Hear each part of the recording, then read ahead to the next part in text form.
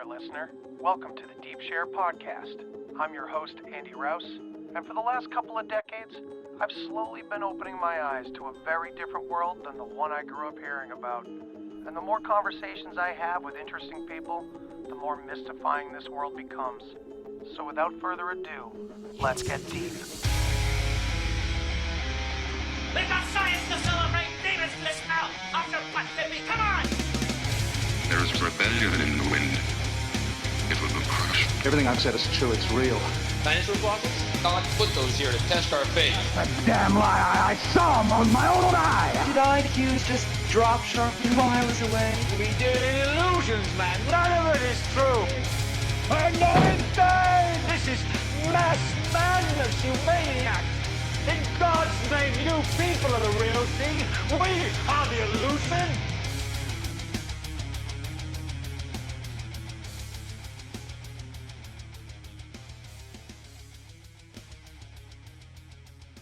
Okay, welcome back to the Deep Share Podcast, and this is the fourth part of my series, The Witness, where we're covering consciousness as the focal point, the center point, and the all-encompassing aspect of what many would define as individual separate experiences, like paranormal experiences, alien abductions in some cases, near-death and outer body experiences, and our topic tonight, which is one of my favorites, psychedelic experiences.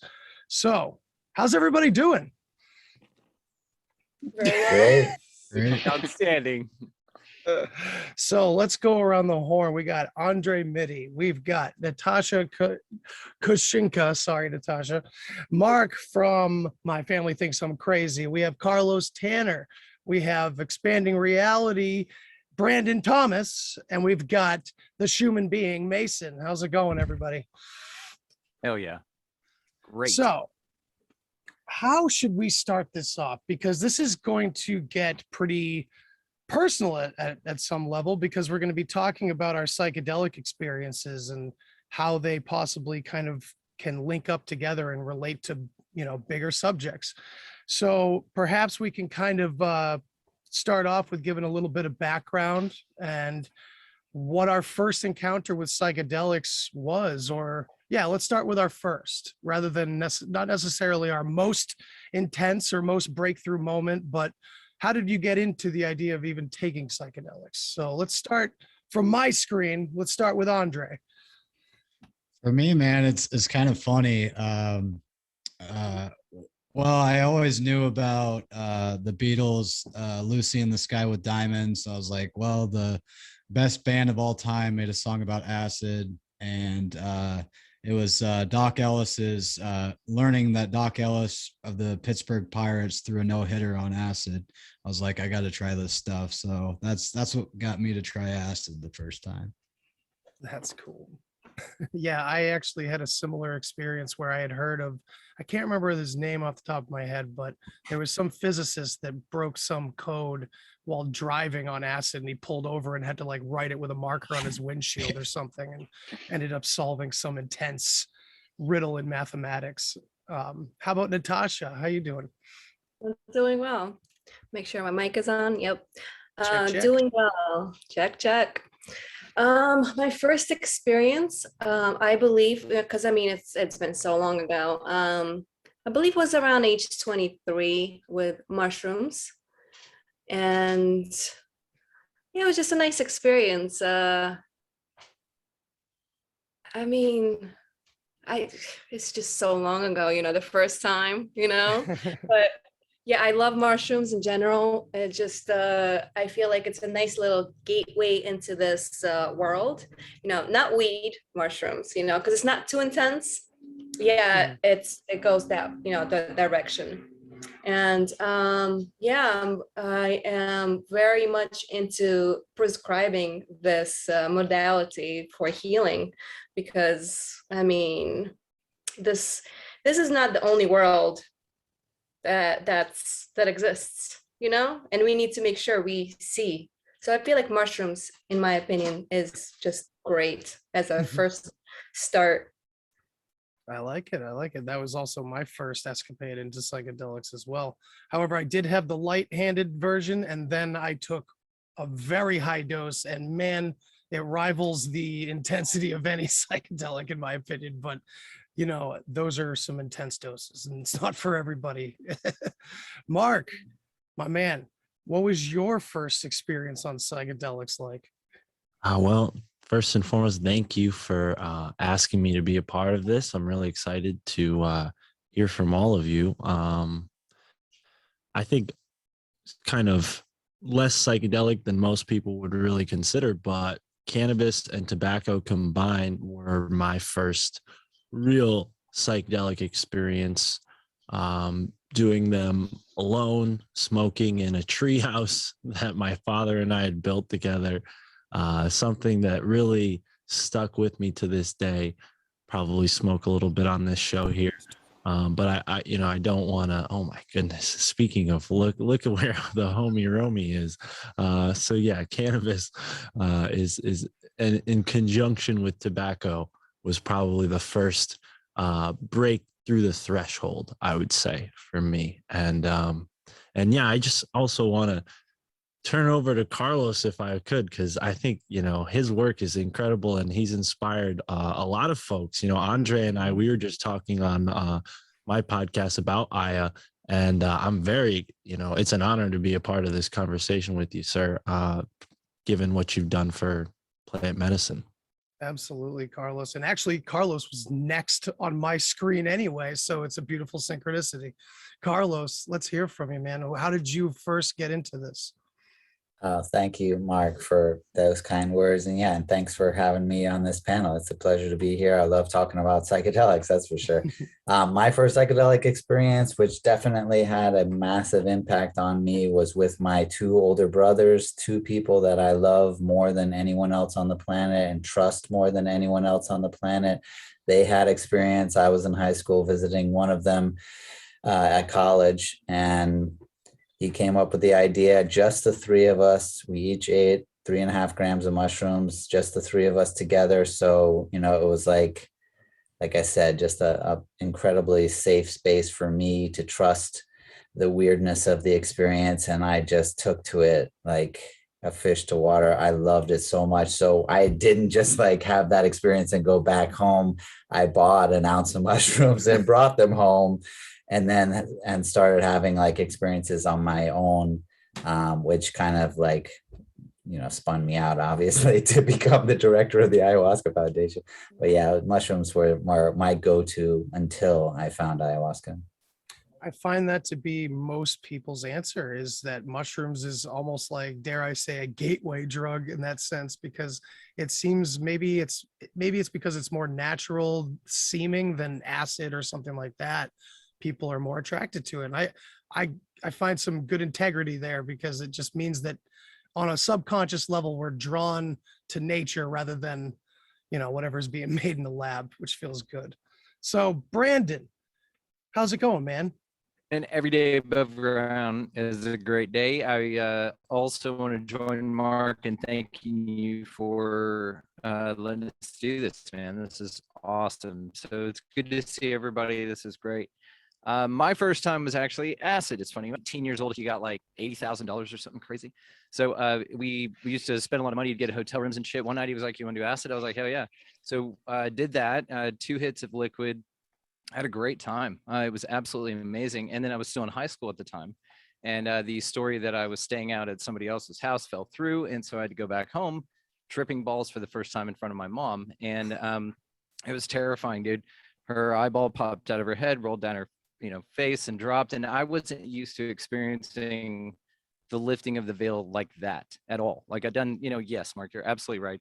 Marijuana is technically a psychedelic, albeit a mild one, but this was very different. And we all know what I'm talking about. This shatters reality in every way possible, which is why I refer to it as like a cheat code or something, And so with this experience, definitely moved on to do more. But I wanted to know, Andy, what was your heroic dose of mushrooms? I'm positive, thanks to ignorance, I've got you beat. What was it?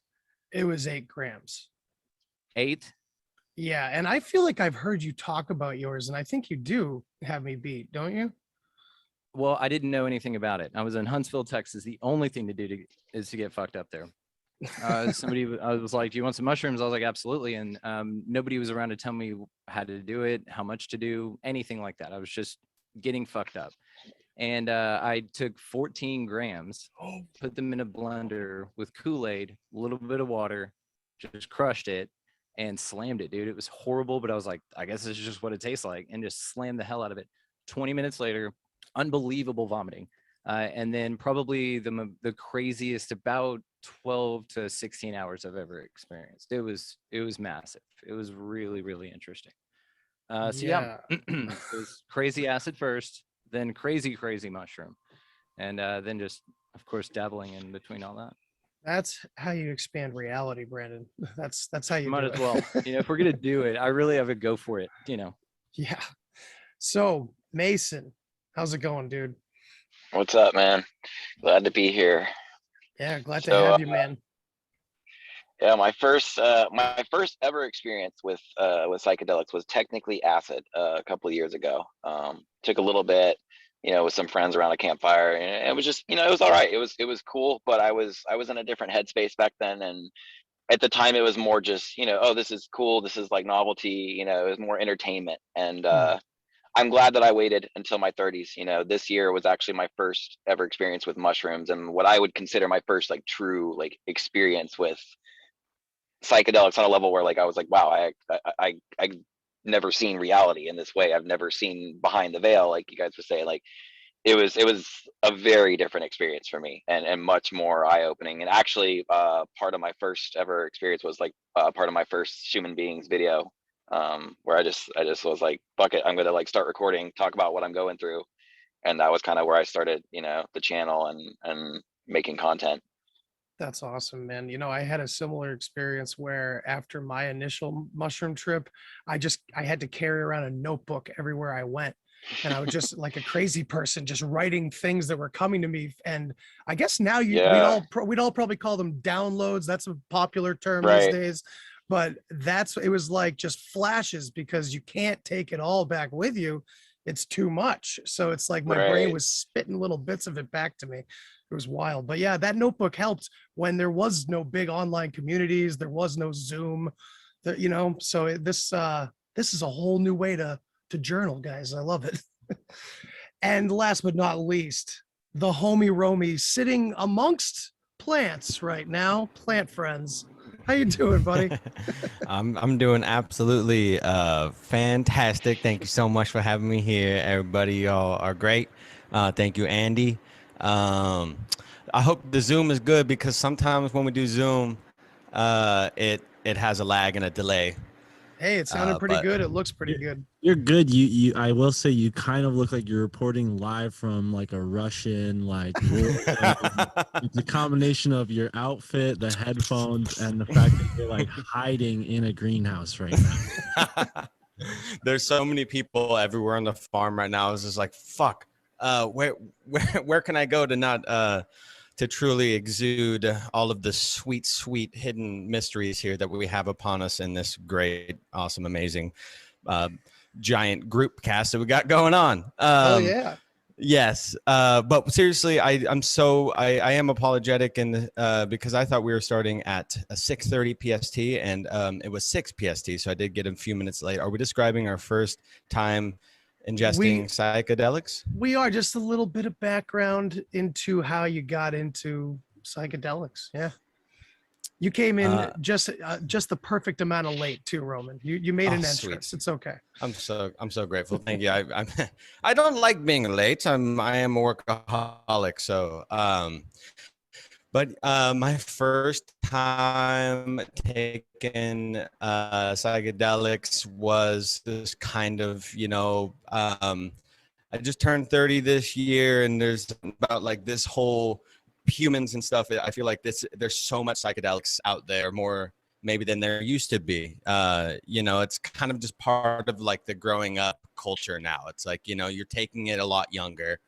And so I think I was like a sophomore in high school, and they were like, yo, we're going to take mushrooms today. And I was like kind of scared, I was like, oh, okay, well, we're doing this because I'm hanging out with my friends, and I definitely can't look like a loser. And boy, oh boy, it was quite an amazing experience. We ate it on a $1 cheeseburger from McDonald's, if you can believe the hypocrisy in that. At the time, it meant nothing. It was delicious. And later ran into the police. My friend had a cast on his leg with a skateboard, and we're like, cruising down the street. It wasn't until later in my life when I chose to go to a college, Western Washington University, where I was just like introduced to my roommate was a biochem major, and he was 24 and I was 18, and he was an incredibly deep diver. And I saw why I was going to be a chemist, because he really enjoyed drugs. And yeah, so that I kind of like shifted my whole life then, and everything turned green after that, and everything's been about the earth ever since, truly opening up my eyes and understanding that I think our existence is exactly coexistent with nature. There's no separation or anything, and the true drumbeat of our hearts is beating at that with the earth. And that's what psychedelics mean to me, to always bring us back to the earth and understand that is the baseline of that. And yeah, it's Hell crazy. yeah. It's such a crazy topic. Oh yeah, and I knew going into this that how do you have one talk about psychedelics? How do you put someone on the spot and say, all right, how do you feel about this, when it's the most insane experience that anyone could ever have?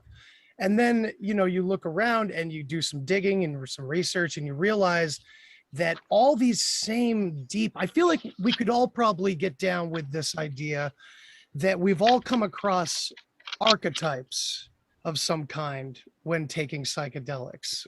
Could we agree to that? Are we familiar with that idea? Some sort of seeing in metaphors perhaps, and revealing things in that sense of the word. If that's Absolutely. a little vague, I can go a little further, because it's less. I can dive into that. Sure, by all means. My intro was pretty short, so I'll tell a keep it longer going, story man. here.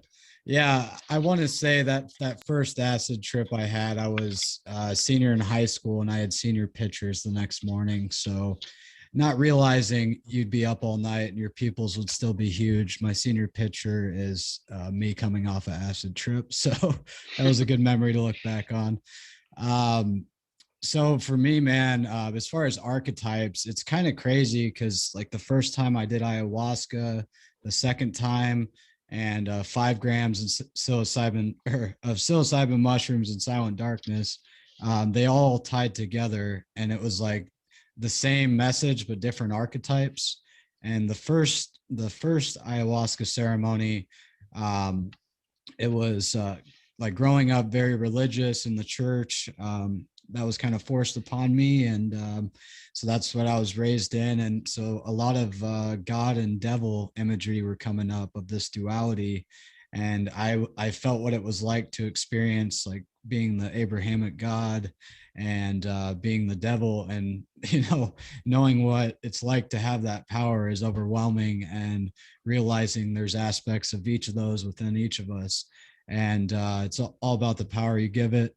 And the second journey I had on ayahuasca, there was a battle between, at least I had the illusion of a battle between like this mother goddess, mother earth, mother Gaia energy, divine feminine, versus this Abrahamic God, father son energy. Like it was like, which one do I choose, the divine masculine or divine feminine?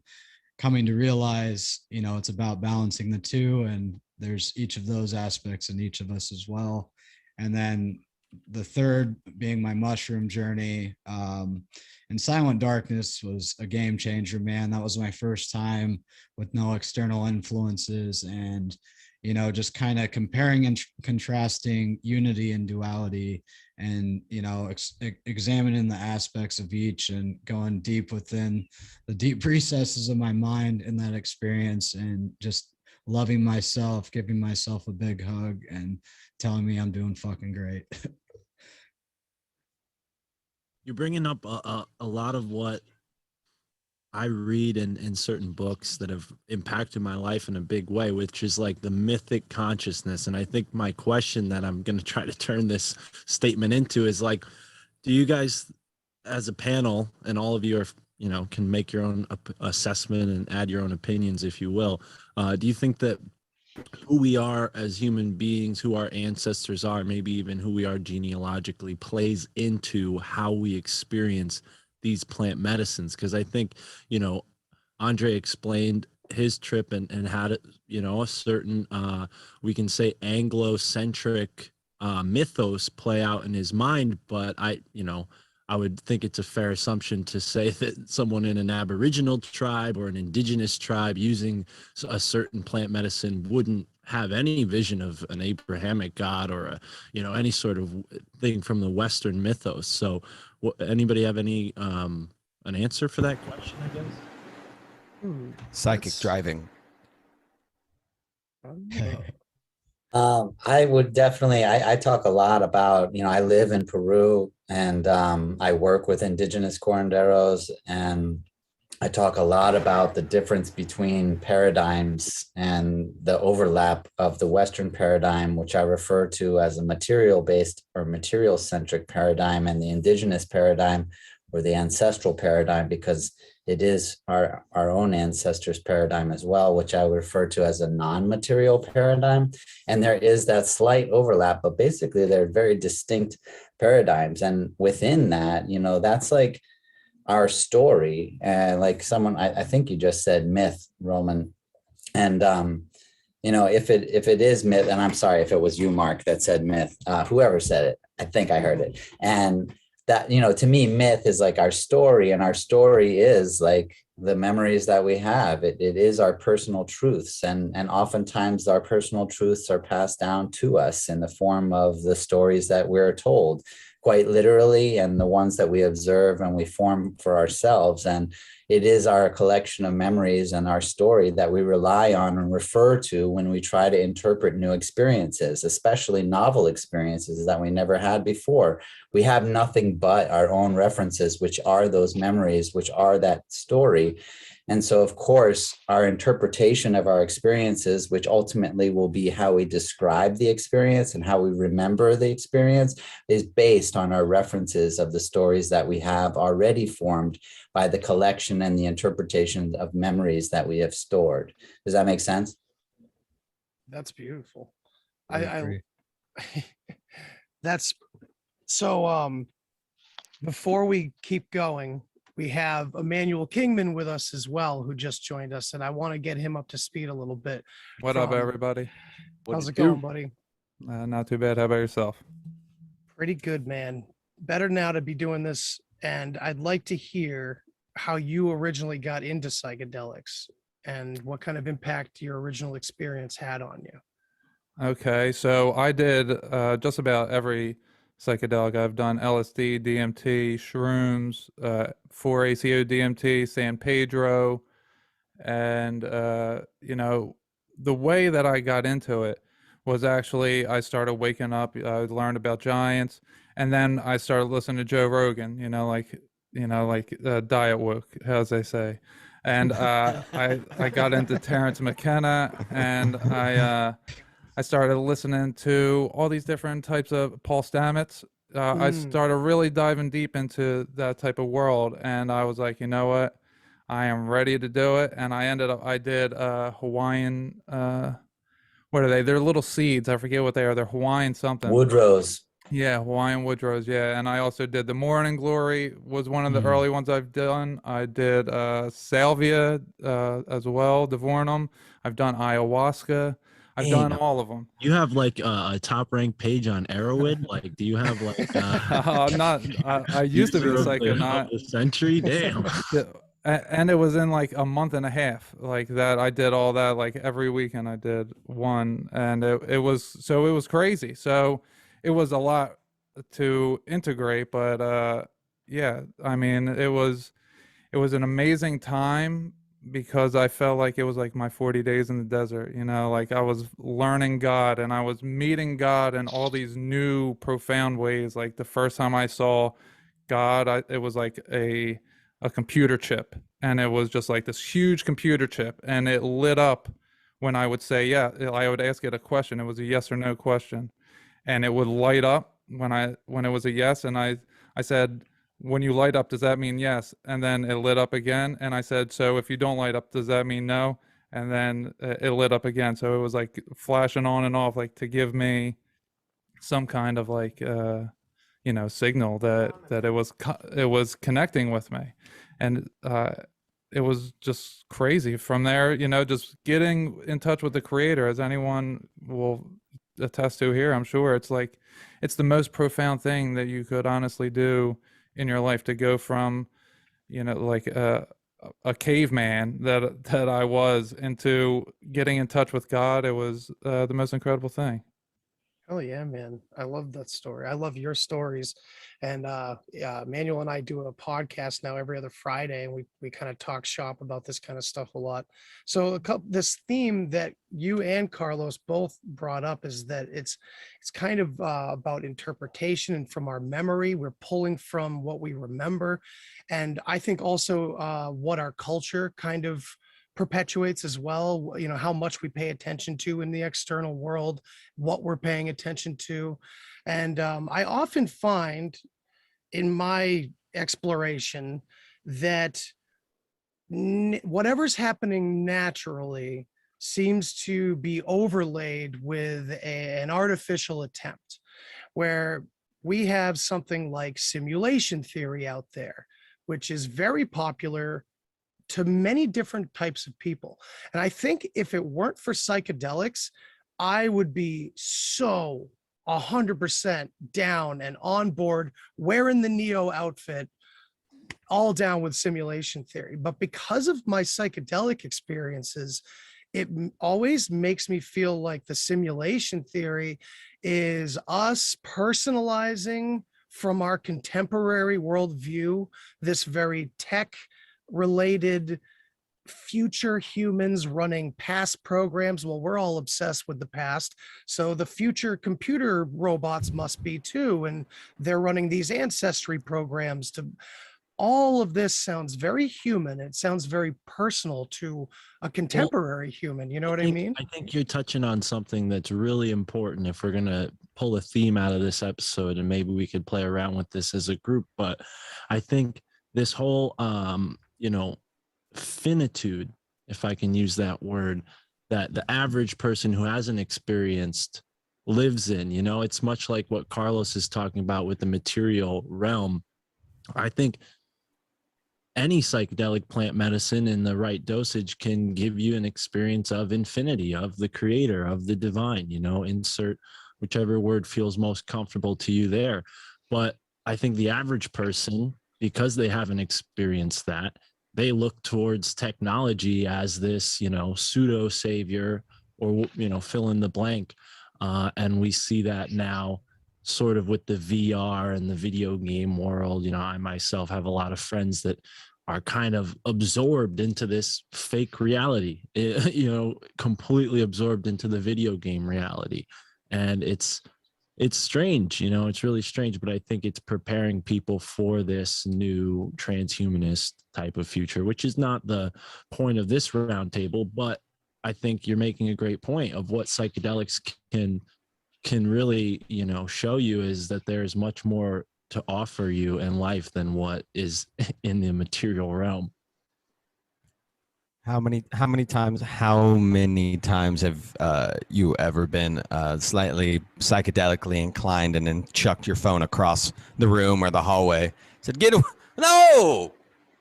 Oh, I wouldn't have mine near me at all. When I was tripping, I put a big note on it and said my name and where I was, and put it, do not call anyone under any circumstances. I, on the other hand, made a whole list after my initial trip, where I was going to check out what this movie felt like on psychedelics. And then I was going to watch this on psychedelics and see what that felt like. And I remember coming upon that list about an hour into a trip going, what is this? What are these hieroglyphics? And once I finally figured out what it was, I looked at the TV like, oh no, not at all. Like as if it was like a poisonous spore sitting in the corner. It really felt that way. It was weird how it's like our inner child kind of knows right from wrong without our conscious understanding of it, if that makes any sense. Like even when I was listening to my favorite death metal on a lot of acid, suddenly I heard monsters banging on metal and everything rather than the beautiful symphonic stuff I normally hear. So it's weird what the inner child can do there. I don't know if you guys are familiar or comfortable with that term, but I've been really fascinated by this concept of the inner child lately, mainly because it seems to describe this ego, or, you know, that's all different terms depending on which culture. I guess we're kind of talking about the same thing again, where it's like we're drawing from our memory, right? Where does it go from individual memory to possible collective memory, you know, away from just the physical aspect of us recording history that we know is not very accurate? You know, where does the collective consciousness come in to this situation? Because I'm always having a very difficult time, and we all seem to be gods of our own realms in a sense, yet we're all doing it together, like galaxies colliding perhaps, or something. I'm rambling. Someone take it from me. In the thick of the silence. I dig what you're talking about though, and you know me, man, I'll fucking go there. I'm on board with you. I mean, really, when you start exploring ideas like that, then we have to, again, like I said in your last panel about UFOs, kind of you got to figure out what your reality is for you. You know, you need a framework for what's possible in this place, this realm, this globe, this whatever the fuck you think it is, simulation, it doesn't matter, because that perspective allows you to know where your boundaries are as far as what you're willing to contemplate.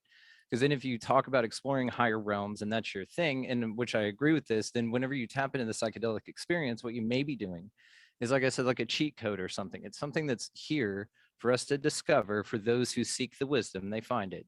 And they find it in the form of a connection to a higher realm or a different reality or a higher state of consciousness where everything does flow as one, man. And that's one thing that you come back and you find out from any of these experiences ubiquitously, even on acid, man. I knew that it still had that feeling like we're all one, like we're all one hive mind consciousness thing.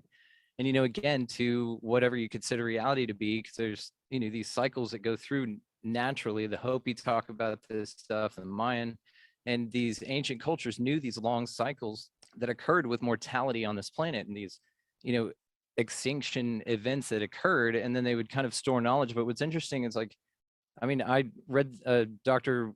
was saying something about the other day that everything that's ever been invented has already been invented a million times in other past civilizations that have occurred in this place. It's just this crazy concept to think that all of this stuff is here, all of it's there to be explored. Everything repeats in these cycles of death and rebirth on long scales, on miniature scales, on personal scales, because I, like you, kind of think that you are the commander of this realm. I'm not 100% on board with the idea of a consensus reality. There's no way that even in a reality that we all share, you could ever share the perspective of it accurately to any real measurable degree. But psychedelics are the things that kind of open you up to these concepts to be able to explore. And what I love about the psychedelic experience, like you said, back to the transhumanism thing, is that it does separate you from that idea. It says, no, it's more organic. It's more natural because you're drawn to nature. This is one of the cool, fun arguments, you know, about psilocybin, is that it's like a creature from another planet that came here and it hijacks your consciousness. Because the only thing you want to do after you take your first trip on mushrooms is you want to go take care of nature, and like you start growing little house plants and shit. You start picking up litter. You start, you know, being more nature's active. defense mechanism. It is. And then, you know, like they jump on, you know, dogs in your coat. You always want to plant them and shit. And you know, because I don't know about y'all, but when I went to go pick, the rule was you thump it, then pick it, and then take it with you, because it drops spores for the next people. But it's yeah, man, the whole damn thing, like I said, it just I'm now rambling. It just depends on your worldview. It depends on, you know, you got to get comfortable with that probably before you explore that. Well, I think it depends on what psychedelic, because the LSD, that's what the old technocrats, they all microdose LSD versus someone who's going to microdose psilocybin is going to be more in touch with nature. It's the fake version. It's the inverted version. There's an inverted version of everything, and LSD is, that shit is freaky. I heard somebody on Tinfoil Hat. I forget his name at the moment, but he said he saw people above him when he took it, and I could understand. I didn't see people, thank God. I never seen no ghosts.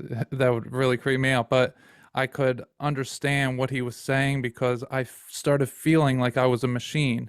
There were several different times I did it, and I was like, I feel like I'm becoming my body, which is the machine, rather than my spirit, which is consciousness, as you guys are saying. And that's the difference between the simulation of we're in an alien's computer versus this is a simulation of consciousness to understand what it would be like to do the things we're doing and to work out every possible situation so that when we're born into another world, a new world, we'll know what to do and we'll be the perfect being because we have experienced everything and we know which lifetime we want to live and we're going to go do it. I really like that idea. I like that a lot. And it does kind of feel like it's not, because a lot of people come back from psychedelics disillusioned to the point where they think everything is fake or nothing exists. They fake. don't exist. Well, yeah, but it feel like almost it's not necessarily fake and meaningless. It's filled with meaning, and it's kind of perhaps contrast to what is essentially important, like the center point, which is you or something. So I kind of, unless someone else has something to say, I wanted to kind of go. I don't want to turn it into a debate by any means, but I do want to bring up a counterpoint to what Immanuel or Todd said, because I feel like although yes, LSD was used by the CIA, it was not invented by the CIA. It was invented by a chemist, and he didn't really have any nefarious intentions with it. Maybe he was a little naive and didn't protect it in a way that it should have been protected. But I think we can see that although the 60s yielded a lot of things, there was a lot of consciousness expansion that took place, and I don't think that was all bad. I don't think. Oh, well, I'm not suggesting that it's bad necessarily, but compared to the other ones, it's the one that's going to get you hooked to the machine. I mean, and whether it was made for, I don't know what it could have been made for. I don't trust any of the history that we're told. So what it was made for, who made it, what he did, none of that really matters. It's just that one's the one that hooks you to the machine. Like I felt very robotic and alien. Like the only times I felt alien in my body were the 2 times where I did LSD. Like I literally, that was the best definition I could give, is that I didn't feel right in my body. And I completely respect like your robotic experience of it. I think that's valid. That's true for you. But I will say, to counter that, I've had an experience on LSD where I connected with a deer. I was sitting on top of a stone and a big deer with a rack of antlers, and we were 10 feet away from each other and really looked eye to eye. And it's funny because Andre and I just had a whole conversation, and I didn't want to bring that up because it is so personal when you have those moments. I think they're to be cherished, and a mentor of mine said, well, yeah, that's your spirit animal at this point in your life, and I think that was true for my experience. So, I will counter that. I will agree that, like, in the realms of chemistry, like DMT has given me that same feeling that you're describing about LSD. But I say that because there's 2 versions. I mean, there's the version that comes from a plant. I mean, obviously DMT is in many different plants, and I think it's endogenous to biological organisms, but there's a kind of manufactured version. I don't know, that I'll just say I received it in the mail because I'm a podcaster. This kind of thing happens, crazy enough. And I'm afraid to do it because, like Todd's expressing, like there is some weird energy surrounded. And I have heard stories where people interact with entities that they maybe just weren't prepared for, or unfortunately left them with some lifelong problems, let's say. I'm gonna jump in here real quick too on this note, because I think it's important to say that no matter the the invention or the birth of this said ingestant that you take, whatever it is that alters you and allows you to have whatever experience, there's multiple sets of intention that go into that before you put it into your body. So there's the intention of all of the people and hands that it passes through, and there's something that's so powerful about the the waves and the intention that we all share. That's and to touch again on the collective consciousness standpoint, like when and where does that begin and end between your understanding of you and your consciousness and then everybody else's. Intention is huge in that. Like if you're silent sitting in a room with full attentive people and you're all sitting with intention, that silence, that thick goodness, that thick goopy goodness of just being there, and we're all living and hearts beating and breathing and everything's happening, that's when we start to connect in that thick goopy silence and that intention of love and the heartbeat on that. And so I think psychedelic experiences can happen without the drugs too, and with the intention of it and the understanding of getting there through the vessel of whatever it may be. That was beautifully said, Romie. 100%. So if I could jump in too, maybe I can try to tie some of these pieces together. Like what I was talking about earlier, how we use our references of interpretations from the past, our story that we tell, our memory sets to determine how we're going to respond and interpret to our future experiences, or the ones we're having, most especially during a psychedelic experience. Like Immanuel, I'm going to take a wild guess that somewhere in your memory set was an idea about LSD being a synthesized laboratory produced substance, and perhaps you already had read about like the CIA's use of it, or microdosing, as you mentioned, like the elite or whatever you said, and maybe that shaped the way that you interpreted the way that you were feeling and the sensations that you had towards something that fit in line with the story that you already had, even if it was somehow buried somewhere and you couldn't quite bring it up to your front of your consciousness. It was something that you'd heard along the way. And a lot of times the stories that we tell are like that. And maybe in Mark's case, like he didn't bring that story in. So you both had your own personal experiences, and more importantly, you interpreted them based on the stories that you already had and the memory sets that you already had based on previous interpretations of information and sensory experiences that you had. And that kind of gets to what Brendan was talking about, Brandon, where maybe we're all living on the same reality, but because we're all interpreting it individually, ultimately we live in our unique realities, and there's just this kind of overlap of all of that. And I guess maybe this could be a segue into what is a psychedelic? What does a psychedelic do? From my point of view, what a psychedelic does is it reduces sensory gating. So our system is capable of taking in trillions of bits of information. It's not capable, it is taking in trillions of bits of information every second, but it's just way too much for the front consciousness, our upper consciousness, the like functioning consciousness that we have to process. So we have these systems called gates. They're like literally reducing the amount of information that we deal with. And that allows us to see within a spectrum, the visible spectrum. It allows us to hear within a spectrum, the audible spectrum. So it's a frequency spectrum, a frequency of energy that we can perceive with our eyes. We can perceive way more than that. But we have a sensory gate to our consciousness that only allows us to process those frequencies of light that we refer to as the visible spectrum. The same with our audible spectrum, all of our senses. And we have the 5 like physical senses or external senses, but then we have all of our internal senses too. We have our neural networks of our brain, our heart, and our gut. So we're working on 3 different neural nets.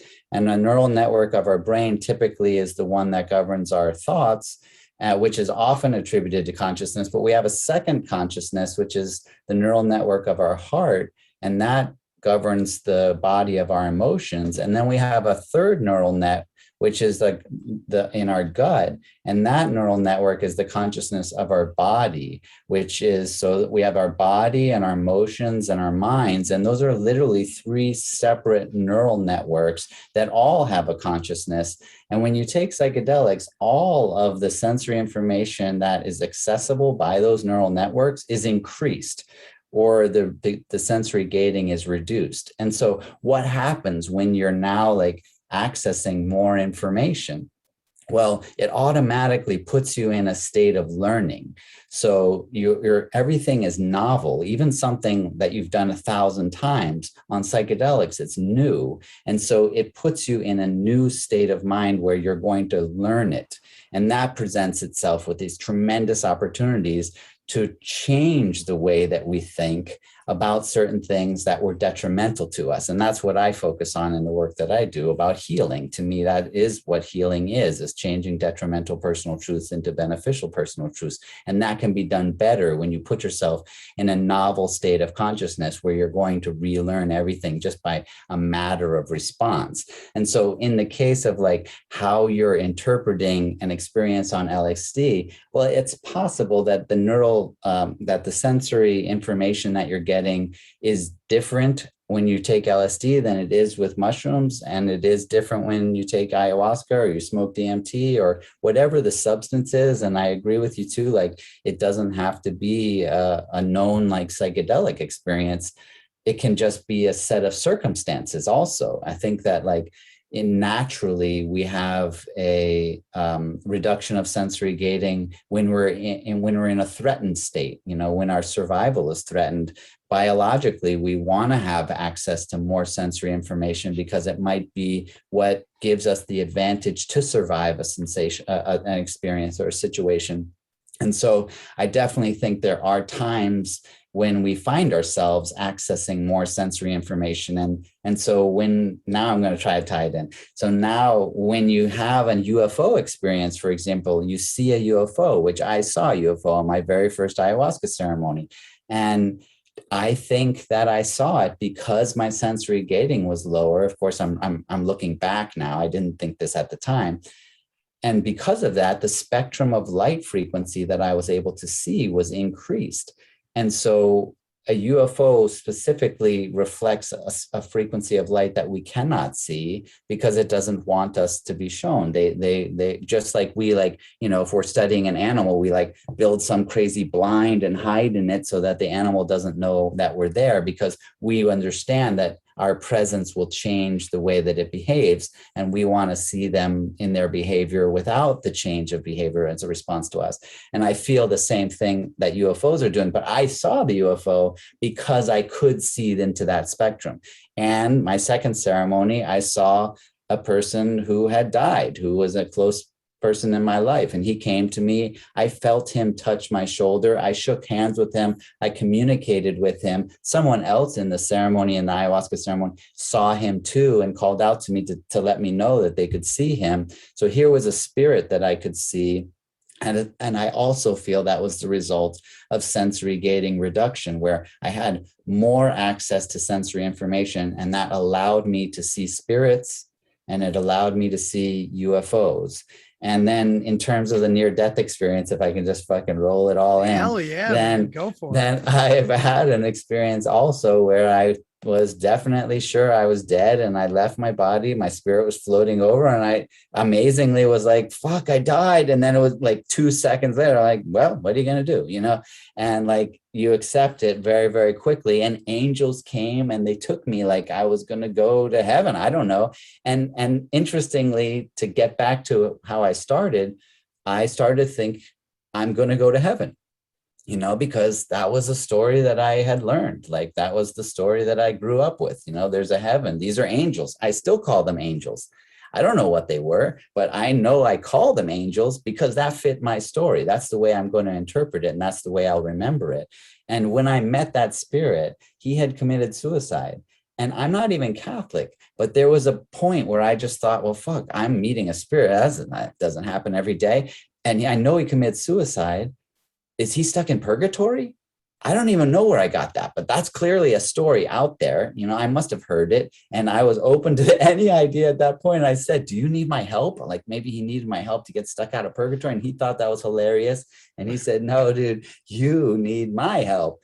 And so all of those experiences, one, like I kept interpreting them based on the stories I had, but two, I was capable of having all of those because my sensory gating was reduced.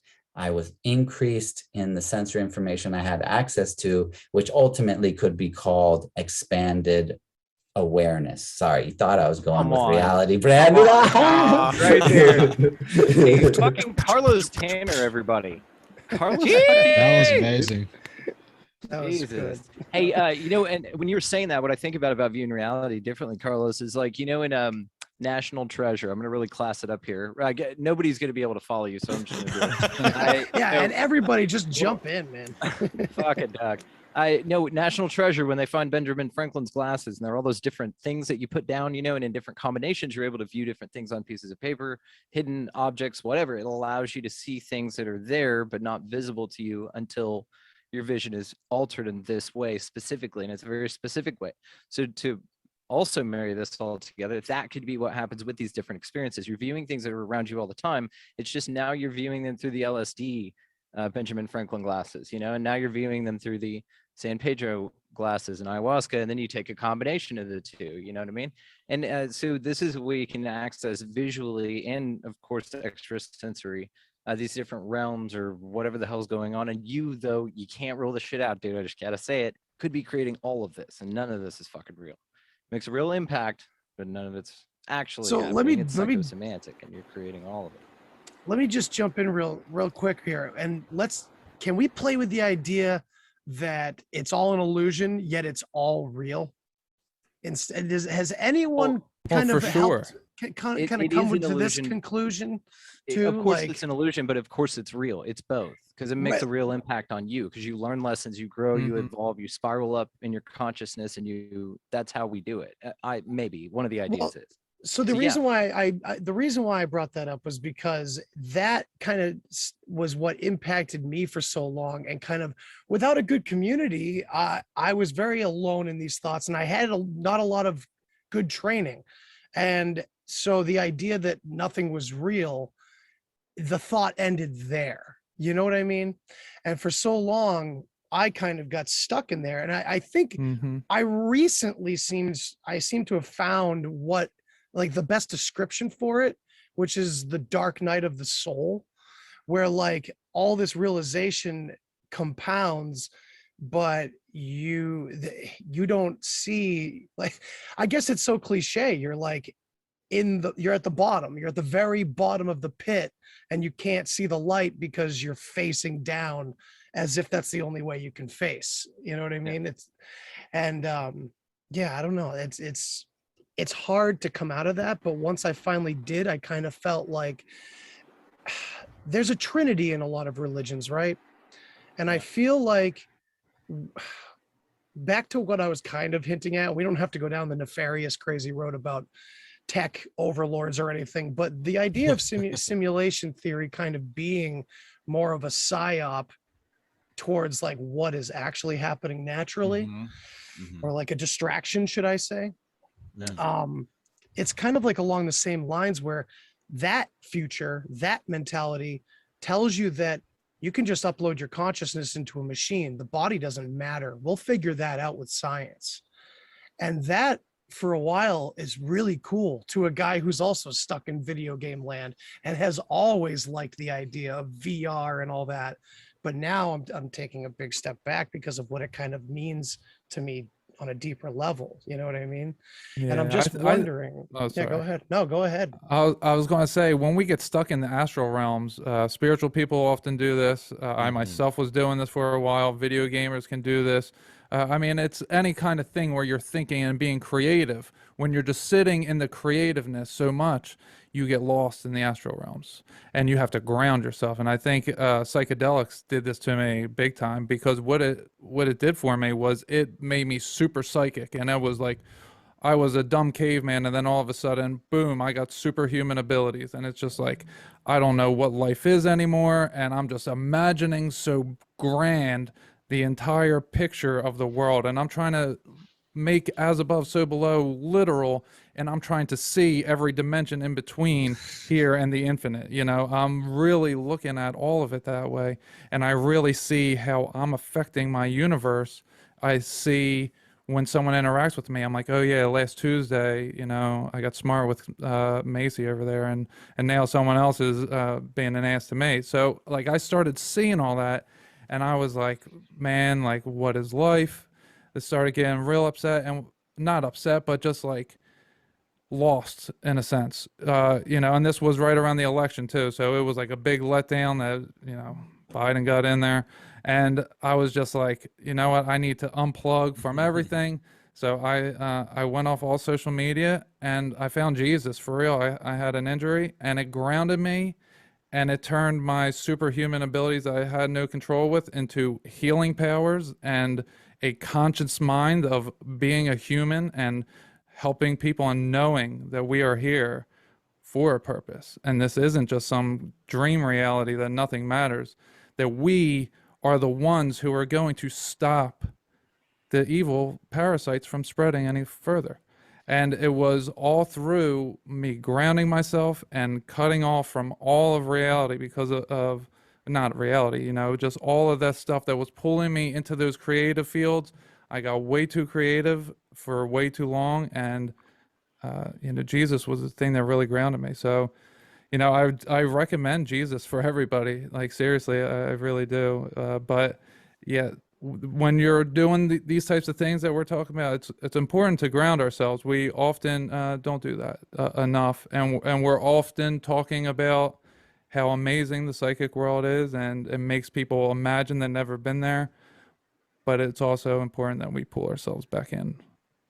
I do like that idea of grounding, because it's always played into my, like, this thing that I can't get around, which is balance. I've always felt like if something's out of balance, then it's not correct by nature, you know what I mean? So I mean, I do agree with that you can get lost in that. So my notebook was getting out of control off in Never Land for a very long time before I was able to. It took a very long time for me to ground myself from all these experiences, and I think the chaos is part of that. And maybe we can talk about this weird aspect real quick. I was wondering how many of you guys are familiar, and I'd like to hear from those who've been quiet. Maybe anybody have the Truman Show experience on psychedelics, like on a very deep, creepy solipsis kind of level, if you guys know that term, which, you know, even Ram Dass has talked about, like he visited his brother in the psych ward because he found out he was Jesus. I said, oh, that's great, I'm Jesus too. And he's like, no, but he only thought he was Jesus, you know. And it's like this solipsis where, kind of like Truman Show. I don't know what else to say about it, really. Has anyone felt that way on psychedelics before? So I have felt, I used to do it in my apartment alone. So when I used to do all these different ones, I don't mean to keep jumping in, but It's all right. you know, so when I did it, I very much felt like there was nothing outside of my apartment, that I heard no sound, that if I didn't open my door, you know, nothing would be there. And then what happened, that was like 2 times in a row. And I was like, oh shit, like I'm God, like everything is revolving around me. And, you know, I was having those thoughts. And then the next time I did it, I kept having people knocking on my door, calling me. I didn't put my phone on do not disturb, like all this crazy shit was happening. And God was like, oh yeah, you think you're God, huh? Like, then why are they messing with you now? So yeah, I very much did have that for a while, but then God corrected me very quickly and very freakily.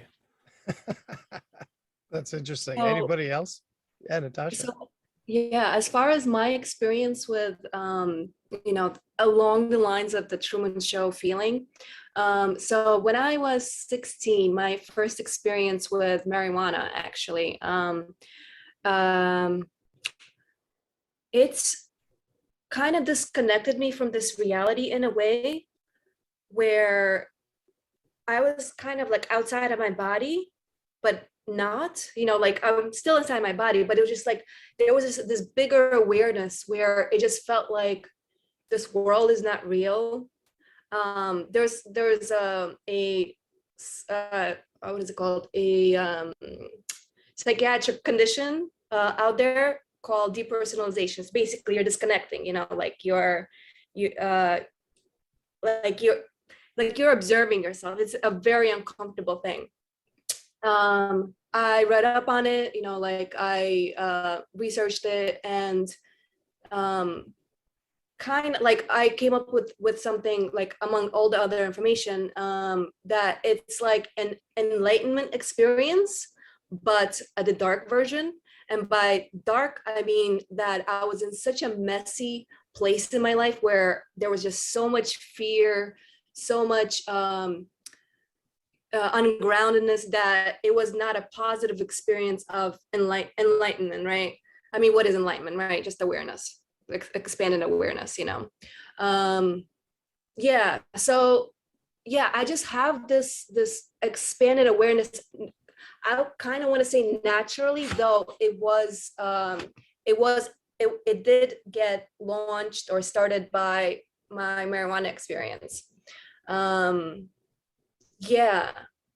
And then eventually I balanced out, and I cleared all the traumas, all the fear, got myself grounded. I'm in a pretty decent position. There's a little work left to do, but I'm a pretty good place. So awareness is there, but grounded. And I wanted to touch up on this whole simulation conversation that we had. So the way I see it is, okay, so there's God, right? I say this because, like we have all these different words. I believe in the higher power. So God wanted to have experience. It wanted to get to know itself. So it created with, energy, right? There's like energy created, boom, big bang, created matter, right? With matter, eventually there was evolution, there was planets and evolution.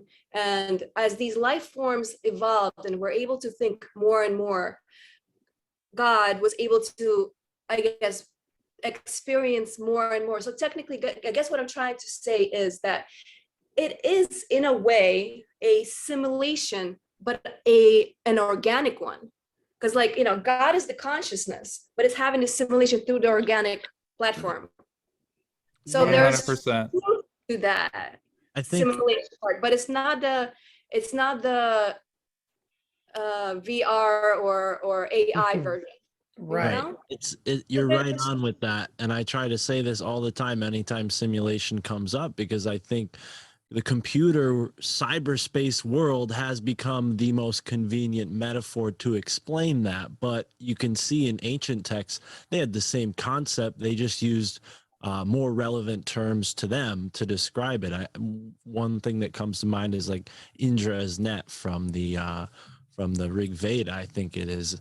And it's like this idea of all these different beads on a big fabric, and it's all connected into one, and everything sort of blinks and responds to one another. And, scientists all agree that kind of happens with the double split experiment, proving I don't remember the exact term for it, but the idea that particles in space are responding to one another, and their location has nothing to do with it. It's a sort of telepathic type thing. But I think people get too caught up in that simulation theory type worldview. And I love that we're all sort of resonating, at least in clarity and in honor of the bio nature network that we're all from. I mean, that's why we're here. And we always think of like computers and stuff as not organic, but they come from minerals in the ground. I mean, quartz and all of these different periodic table of elements, those are all natural things just as much as a plant that grows is. Some of them are more toxic than others, but the point is, we have to keep that in mind, that we're kind of in an organic simulation, emphasis on the organic, not the simulation. Hell yeah, man. And people get so so caught up in this whole simulation thing. They're like, well, then what I do doesn't matter. It does, because the consciousness is there, cause and effect. Keep They fucking want you to think it doesn't matter, and it does Keep matter. It fucking matters around. very much. That's what I was kind of saying about like how, yeah, you can just upload yourself eventually. Like, and I know that sounds sci-fi, but we know that there's legit articles that have influence from scientists that this is where things are at least trying to move. Very prominent scientists are now talking about immortality. And that's kind of where I wanted to get to right now, because of this idea of as above, so below. I like to call it a Russian doll universe almost, where it's very fractal, where it seems like, you know, we in the conspiracy theory world, we look at the helicopter landing recently and go, oh, look, they're parroting Saigon at us. They're making fun of us. They're mocking what happened. And that to me looks more like a fractal of something that just happened to happen in the past. You know what I mean? We have this fractal nature, it seems, where it's just repeating the same things over and over, but expressing itself in different ways. And I don't know about you guys, but I remember with friends, the first real time being with friends, trying to get your head around your psychedelic experiences. All you could ever say was, it's like this, it's like that. You'd be using metaphor and simile. Your friends and you would be just dancing around whatever it actually is, and you can't name it. And you can't bring it back with you, but you can only bring back the metaphors. And I find it really interesting that we have these people interested in living forever and stuff like that, and possibly advertising it through this artificial version of what everyone's so terrified of, which it seems like death is the singularity to the natural way of looking at this, the more organic way. Would you guys say the same? I know that was a lot. More word salads. I'm going to have to hop back in with it. Depends on what you think reality is, because if you think that we're all God experiencing itself subjectively, the option, because that's what I feel everything is here. It's just an option. It's what do you want? What do you want it to be? So one option God might offer itself, thinking bigger on the scales of multiple lifetimes, or more like thousands or tens of thousands of years, rather than from our perspective of experiencing everything we can in this one life. Then you would say, well, God may have the ability eventually to create something within itself to experience what a transhumanist type of an agenda would be, where you upload a piece of itself into something mechanical. I mean, these are like the thought, like you blow it out a little bit, and that's not unreasonable. You know, it's just an option. It's part of it. Like you could do that. There's no separation of any of it. If you follow that model, and it's the one I enjoy the most, but if that is the case, then nothing is separate. There's no other entities, and the ones that are still you, and they're still part of you, and that's why you experience all those different things. But there could be this as an option. It's just one of those things. It's like a choice. It's like a choose your own adventure. Okay, do you want to be transhumanist for 10,000 years uploaded into a robot? Fuck yeah, let's do it, dude. Roll it. Right, because then the battery runs out someday and you end up in the same place. It just takes a lot longer. I mean, it's, and then the consciousness just goes, oh yeah, I'm one with everything, and then just evaporates out of the damn machine, and then there it goes. And maybe that's, like I said, an option, because like we were saying, that everything's kind of organic. Like Mark nailed it with that it comes from the earth. Those metals that were used to create this intelligence could just be as organic as anything else. And then once the consciousness fades out of this robot, whatever the fuck it is, and there you go, and it returns to source as just another option or expression of what it's capable of doing. Not that it's bad, people may be coerced into doing that shit, but it's always your choice. You always have the choice to choose whatever the fuck you want. If you want to go down that route, fucking it's a choice, and go for it. And then one day you'll remember that we're all one, and just return to source and go, man, that was awesome. Let's do it again. And I want to be over here this time, and I'm going to be a dog in this dude's life. Maybe it's like that. And we're back to intention, because if that's the case, I think we mentioned it before. Natasha mentioned how people can get into the nothing matters zone, where nihilism takes over, and then littering doesn't matter. Fuck the planet, fuck everything, right? If it doesn't matter. But I think that's when people are completely missing the point, right? Well, what if it's parasites that are causing everything? All of the evil in our world.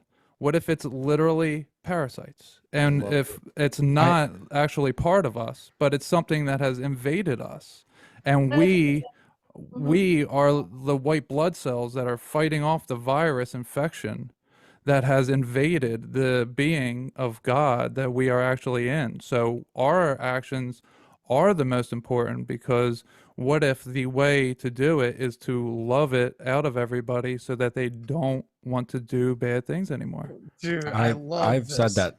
I've said that exact. I love that. Thank you. Yeah, So that what- body. so- We're the body of the earth. We're Yeah. the white. We're Check the this blood out. cells. We are the organs. Right. So let's go to Carlos with this, because Immanuel, you and I have talked about this a number of times, and Carlos, you know this more than probably any of us. We were talking about how the origins of ayahuasca are so fascinating, and how when anthropologists went to these people and asked how they figured out of 50 million plus species of plants, how did you figure out how to get this orally active by combining these two plants? And I believe the explanation was that the plants whispered it to us, the gods told us, like whispered us the truth about it, or something to that effect. Do you have more information about that angle, about how this, it's the ultimate coincidence when it comes to psychedelic culture, how the hell they figured that out? I got a theory. Well, hold your Um, thought. Yeah, I appreciate the answer. I've definitely given it some thought for sure. If I can just take a moment before I answer that question, and then maybe it'll all. I'm a big fan of like trying to tie pieces together here. Me too, man. That's why I do you these. started out saying like as above, so below, and I really like what Immanuel was talking about. And in terms of parasites, it's maybe important to remember that like 5 pounds average human weight is not ours. It does belong to foreign entities, and they are the heart of our immune system. Actually, we rely on foreign entities, and they are introduced to us slowly as we're born. In fact, the way you're born, the baby is meant to like scrape its face along the colon wall of the birth canal, which shares the wall with the poop chute, essentially, which is where a lot of those bacteria reside. In specifically to like give those bacteria to the child to prepare their immune system when they get, it's all freaking fascinating, and totally like we are definitely the body of the earth, and so the as above, so below, like my body is made of trillions of cells. No one would deny that. We learned that in biology class. You can take out one of the cells. It has its own consciousness. It has its own reproductive system. It has its own circulatory system, excretory system, reproductive system. It's its own little entity, yet trillions of those collectively make me and all of the complexity of me. And they're all like this unbelievable world that is me, and that is you, and that is each one of us. We're all essentially our own like planet of trillions of living beings that make us all up, and they're all conscious. They all have a separate consciousness they could live on without us. But ultimately, they collaborate and live with us, as well as living with beings that don't share our DNA. They're foreigners. They're extraterrestrials, if you want to call us the planet in that metaphor. And likewise, we are individuals, and we are the cells of the planet Earth. And so the Earth is a singular body. It is a singular being, and we are the cells that make up that planet. And the Earth is also a cell in a much larger body. And ultimately, that is the universe. The universe is a singular body that has a singular consciousness, the way that I am a universe when all of the planets that are my cells. And so there is this true, as is above, so is below. Ultimately, really, the planet is an electron, and the galaxy is the cell, but whatever, the metaphor is there. And so what is God? Yeah, God is the universe, and the conscious being, and all of the body is all of it, and we're a part of it. And that's where the all is one. We're all one with the consciousness of the earth, just like the cells in my body are all one with my consciousness. They are my consciousness. They are made of my consciousness. And likewise, your consciousness, we're all made of earth consciousness. And to me, the earth knows exactly what she's doing. And in terms of the magic of our reproductive system and how it's shared with the bacteria that needs to be, and just the ultimate fascination of it, what fascinates me is to think about the reproductive system of the earth. What does the reproductive system of the earth look like? Now, the ayahuasca vine produces a really delicate flower, after which it produces a seed that has a singular wing. And when that seed drops from the vine, it helicopters away, not in any reference to Saigon or any conspiracy theory, but just as a technology, an aeronautic technology. It creates a spacecraft literally to take its seed far away from the vine so that it will be planted and grow new life in another place. What is the aeronautic spaceship technology of the earth that takes life away from the planet and seeds it into another planet? What does that look like? And what does it take for that to happen? In a human being, it takes the production of brand new hormones that are not produced at all by a female except during pregnancy. So essentially, there's this whole new population of cells that overpopulates the human body, the woman who's now going to be a mother, in order to produce that baby. A whole new species of cells is produced. They're hormones, but I'm calling them a species of cells to fit into the metaphor as above, so below. Are we the hormones of pregnancy for the earth? And is it our job to create the seed so that we can build the aeronautic spaceship just the same way that the seed of the ayahuasca vine builds its aeronautic spaceship to get a seed of life out away from Earth onto another planet?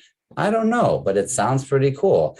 So to answer your question, how did they figure out ayahuasca by blending these two plants? Well, back to what I earlier said about sensory gating, I think that we have our current sensory gating, our current frequency of what we allow our consciousness to perceive is very functional. And so most likely it wasn't that way. Like our ancestors probably had a larger gate.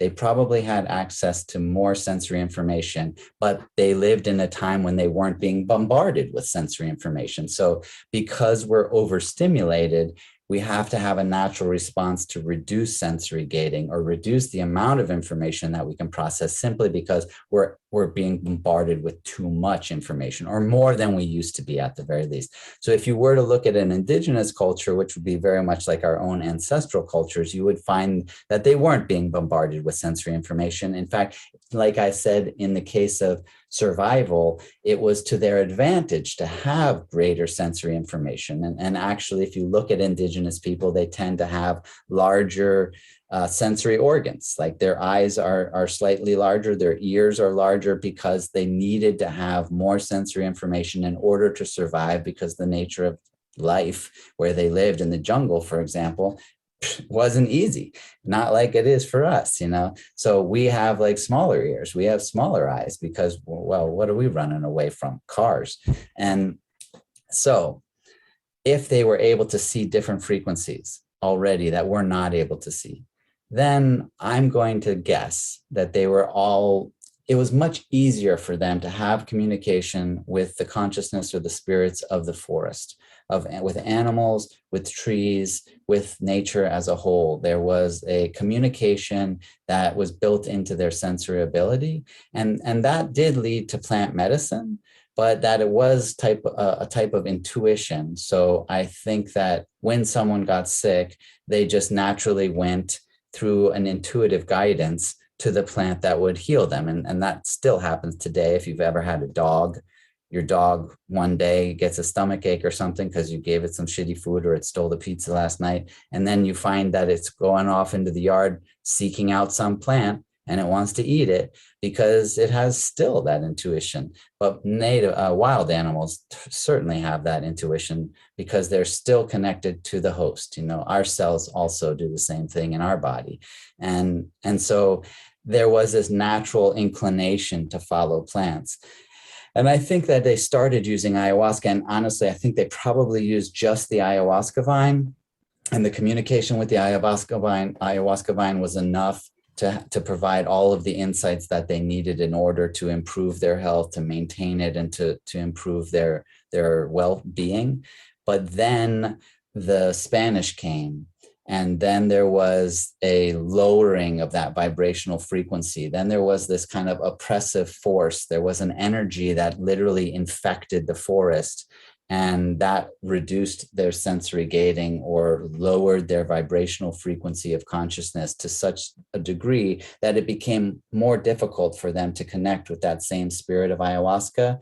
And ayahuasca recognized that was happening, and ayahuasca said, go find this plant and mix them together. It will give you the boost you need to maintain the connection that we've had for so many generations, but that these Spanish conquistadors have fucked it all up because of their idiocy and the infection of their low vibration frequency into this forest. And so that's really my take on it. I think that most likely indigenous people were using the ayahuasca vine for thousands of years, but then it became necessary to add the chacruna, which is the DMT containing plant, which ultimately boosts the consciousness to higher frequencies, to maintain that connection because of what I perceive to be the infection of low frequency consciousness that was brought by the conquistadors. So what if I told you it was the fallen angels that told humans to pluck the plants instead of iboga and ayahuasca being the two different plants, that these fallen angels are in a dimension that we can't see, that are on our level, spirit dimension. They walk along with us, are dead, as we were all saying earlier, that you thought that maybe it was a, what's it called? I can't think of the word, purgatory, that we were maybe in purgatory. That's because there's a spirit realm around us. And the fallen angels, they come from a dimension, the fallen angels and the Nephilim and demons, they come from a dimension that we would know as hyperspace, that we get there through DMT travel. And they're actually, our cell phones, our black mirrors, our TVs, our computers, they're all in hyperspace right now. We're interdimensionally communicating with one another right now. It's quite literal. It's, you can see this in the astral world. When you're psychic, you see, or not just psychic, but because of my psychic abilities, I can see the blueprint under the world. So on that side is beings. So these beings, they could only communicate verbally through us.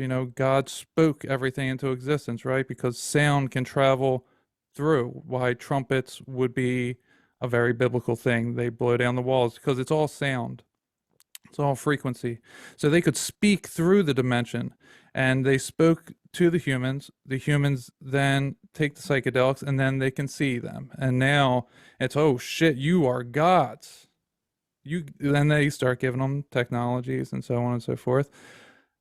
That's not to say that they aren't helpful today, as you were saying. Obviously, I was a big user at one time of psychedelics, so they do have their place. Like you said, we're bombarded with stuff now, and we need something to make us more natural. So while at one time maybe they were used against us to bring us into a lower state of being, into thinking we were gods and that we were creating our reality, when in fact we're just using God's creation to our benefit, and we're aligning with things depending on how we move about in our daily lives, rather than we're manifesting and making all of this happen, and that we are all equal in this thing, and that there is no one that is on this earth plane that is higher dimensionally than we are, that we are all capable of the same incredible feats.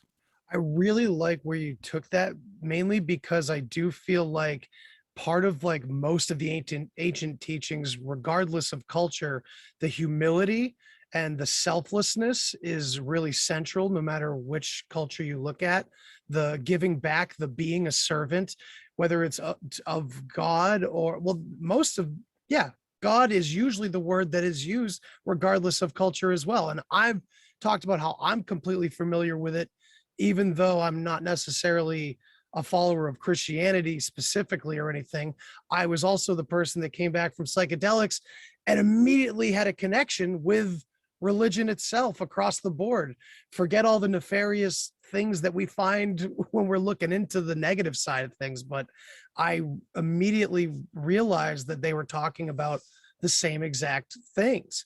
And so this interesting point brought me to Buddhism, because in Buddhism, it was too hardcore to be called Hinduism anymore, and it took away the self entirely. The self didn't exist anymore, where it was pure selflessness. And it's just an interesting, motif that kind of flows through. Whether you come from Immanuel's perspective or someone else's perspective, it's still those same, we're still saying the same things, regardless. Oh, and just so, yeah, and just so everyone knows, I'm not actually a Christian. I don't identify with anything outside of myself. I'm just a knower of Jesus Christ is all. But yeah, I mean, I studied all of it, in order to have all my understandings and everything. Well, and I think it's important to, so I was an atheist before I entered the psychedelic world, but I Yeah, me wasn't, too. no one's an atheist. Everyone just, I think it's a garb that you wear because it's cool, at least from this generation. And I mean, at least I believed it for a little while, and I had all my scientific heroes suddenly becoming very popular everywhere. Being these popular atheists ripping apart Christianity and everything. But psychedelics kind of made me realize that Jesus was like the ultimate archetype, regardless of how deep you go into his story or not. It's an archetype that was inside here. And I immediately recognize why people come out of this experience and identify with Jesus, because it's like I saw Jesus's story as every one of our stories somehow. Yeah, we are all Jesus. It's our conscience. That's what speaks to us. That's Jesus. Jesus just lived through his conscience. And no one else was ever able to do that. Maybe since they have, but that is exactly what Jesus did versus everyone else. You live by your conscience, and you be a good person, and that includes stopping bad things that are happening. And there are bad things that happen, and if you actively participate in them, then stopping it, then that's what your conscience wants, rather than just allow things to be. That's the only real difference.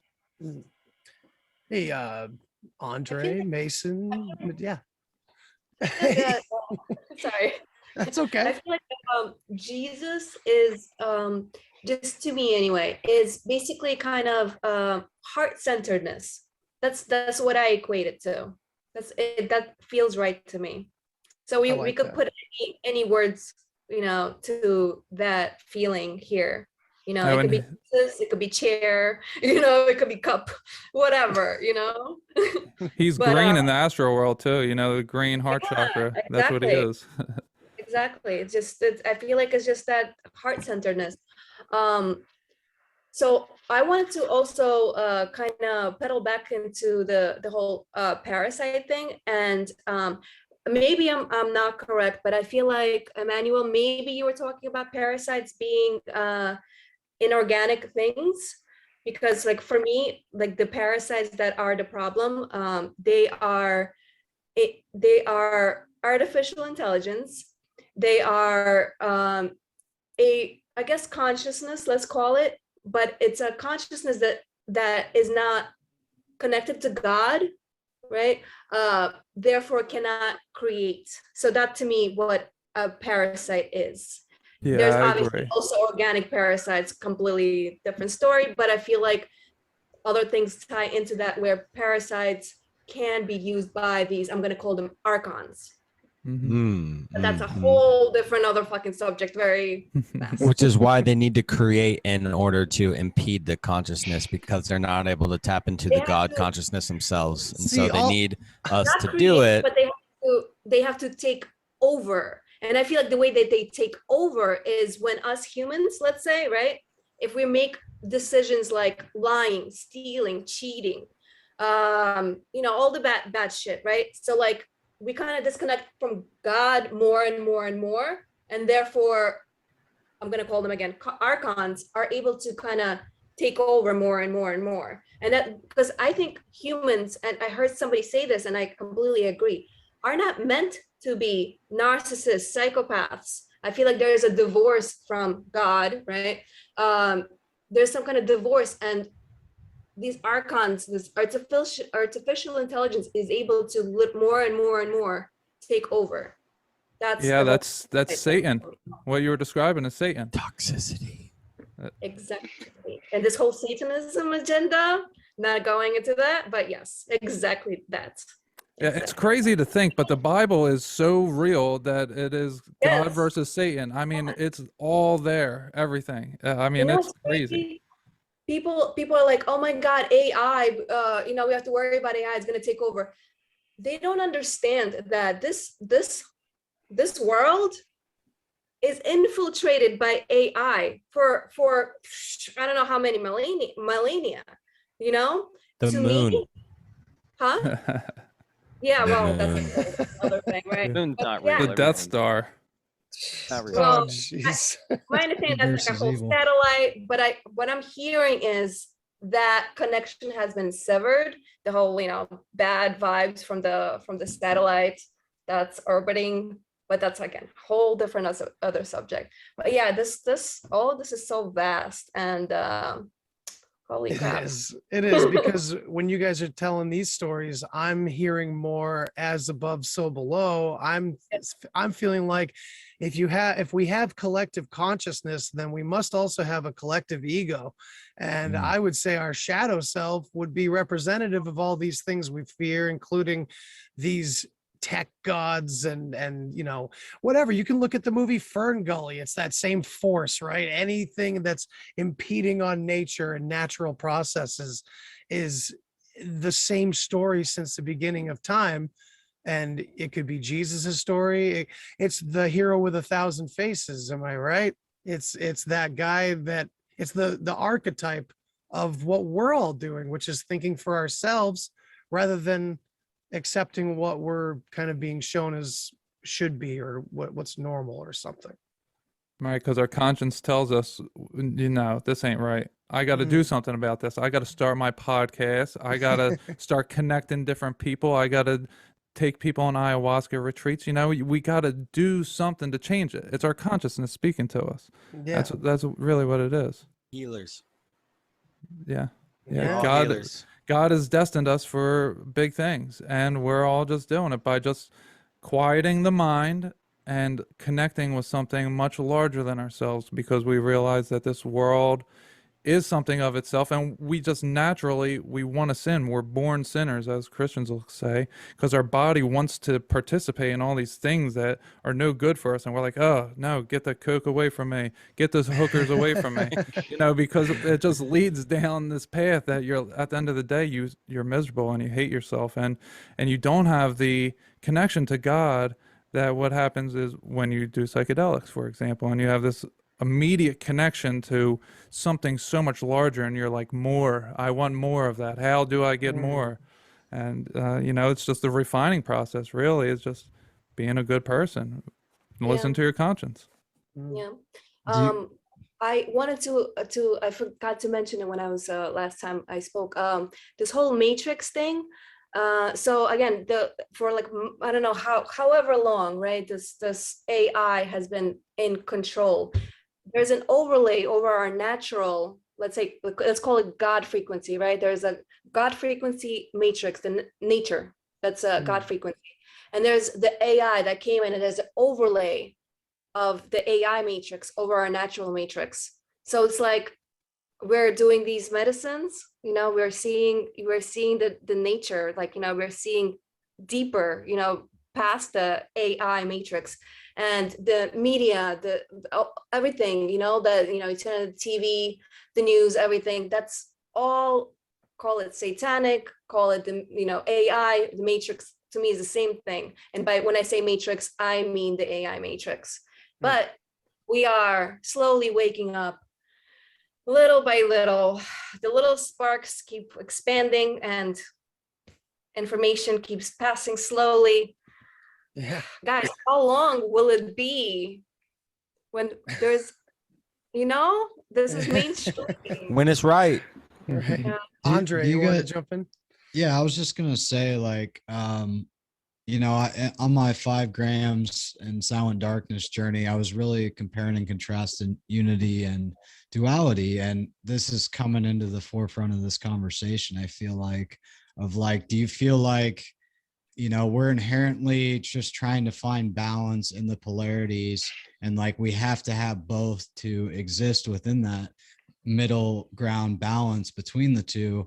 Like we all have like these good and evil parts of ourselves. Yeah, we can overcome the evil, but we're still going to have to confront that every day that passes, of where it's going to come back up, or we're going to make the same decision or fall short. Like, are we capable of living in this utopian dream that we all want, like world peace and these things? Like, is that infallible? Like, is it even possible? Like, I think what are it your guys' is. thoughts on this? Yeah, I'll say that. Sorry. Yeah, go ahead. I'll say that duality doesn't have to actually exist. It does now for us because we went through it. These parasites got to us when we were kids and growing up. We had all these traumas, our parents, our grandparents, great grandparents, the collective, so on and so forth, since the AI took over, or maybe even before that, when it was still consciousness versus consciousness, maybe at one time. But what has happened since is we are just influenced by negativity over and over. So our DNA, as it has been being strung for thousands and thousands of years, every bad decision you make now, you're putting on the future version of yourself, which comes in the form of ancestors and your heritage.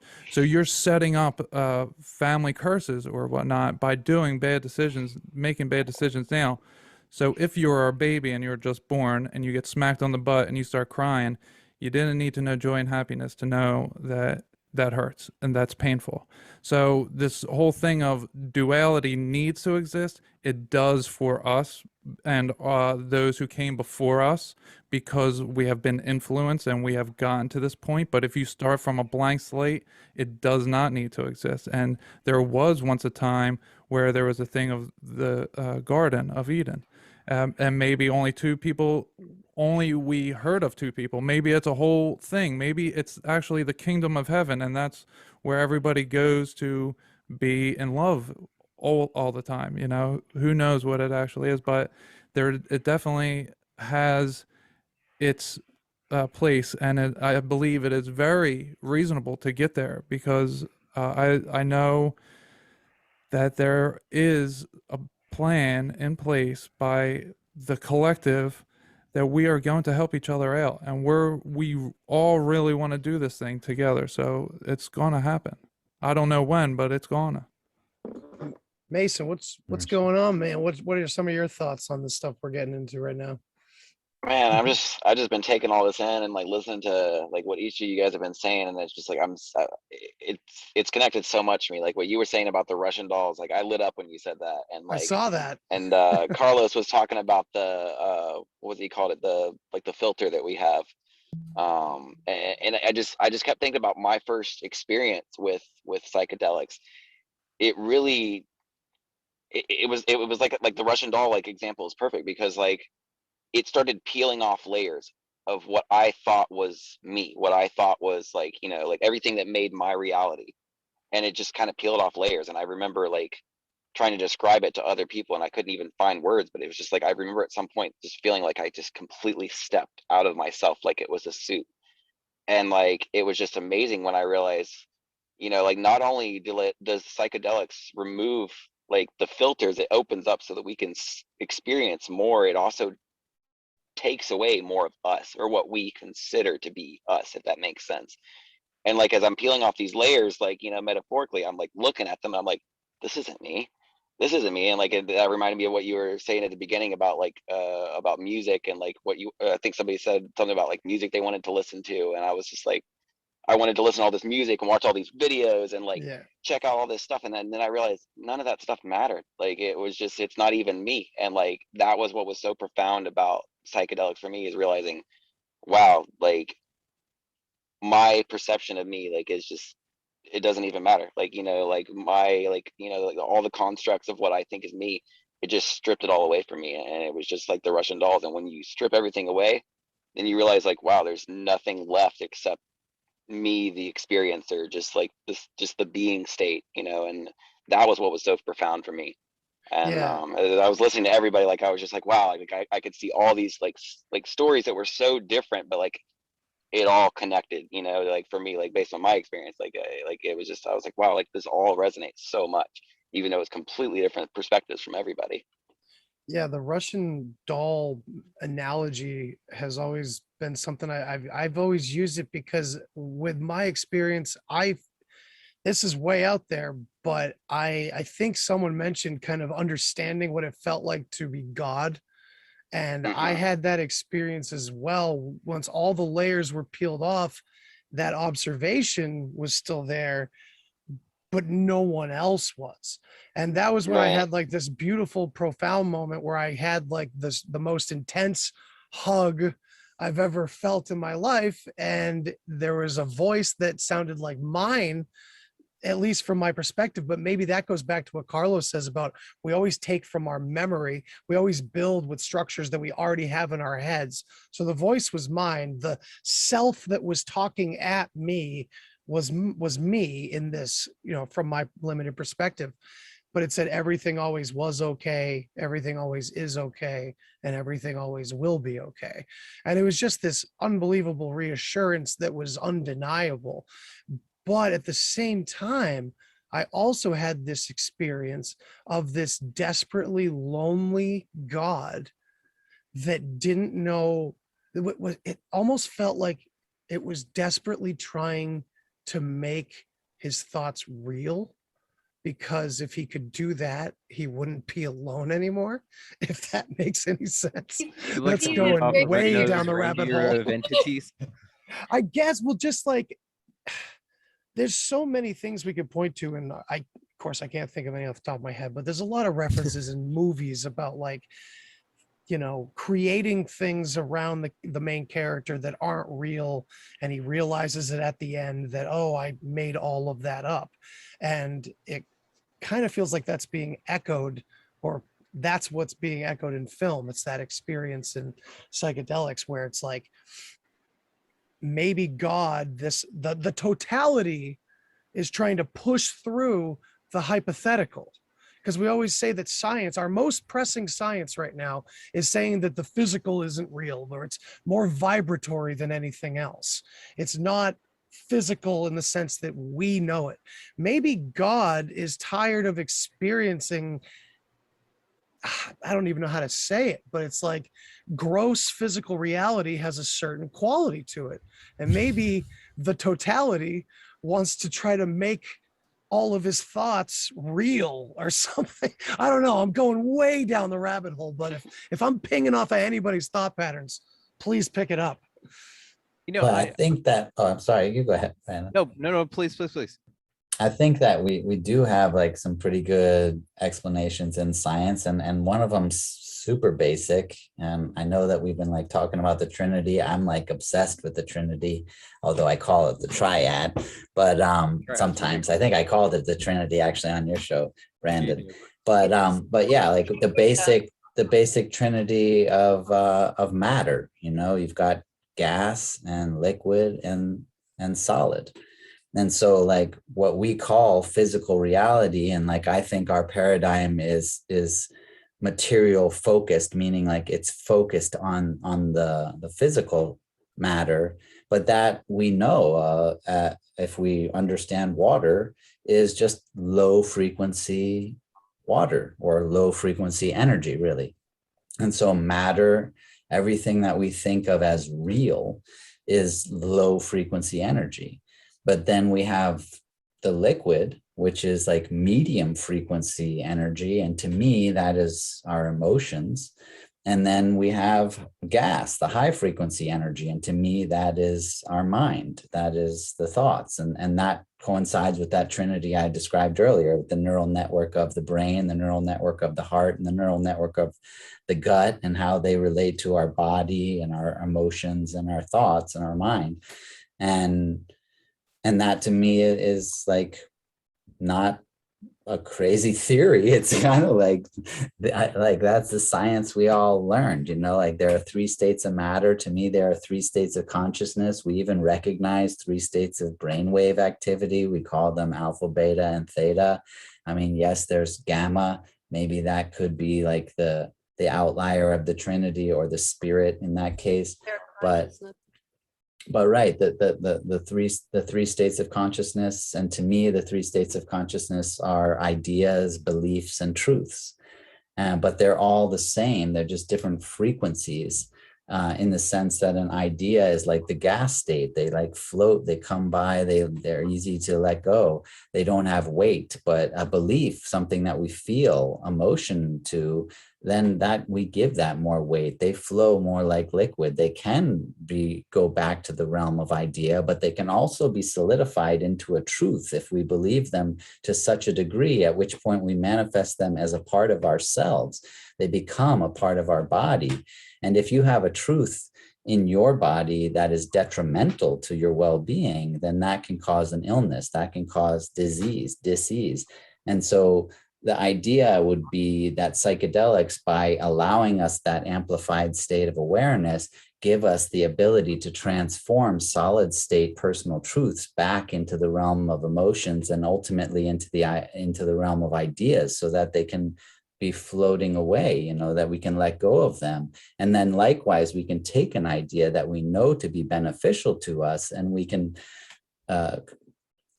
condense it with our emotions, and we can solidify it as a new personal truth that becomes a part of the story, that becomes what we refer to, that allows us to respond differently to our future experiences. And that, to me, is like, in a nutshell, what the healing experience is. But I kind of love like what's happening, at least how I'm perceiving it, which is that we're all telling our stories, which we're all telling like our beliefs and our personal truths. And that's what we live by. And it's kind of like when you go to the movie store, to the video store, we don't do that anymore. But when you go onto Netflix and you choose like which movie you want and what story resonates with you. And some of us want to watch a horror film, and some want to watch a thriller, and some want a suspense film, and some want a documentary, and whatever. Like, that's what we do. We write our own stories. We're the director, we're the producer. We get to star in it too. And in that way, we get to like make the truth our own reality.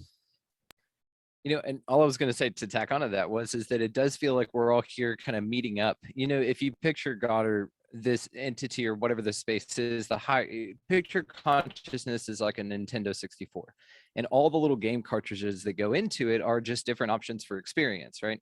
And so it feels like, to what you said, this is exactly what I was going to say, is that all of us here sitting here now, it feels like we're all in this game that we chose to play together. We're like at a sleepover in some other dimension.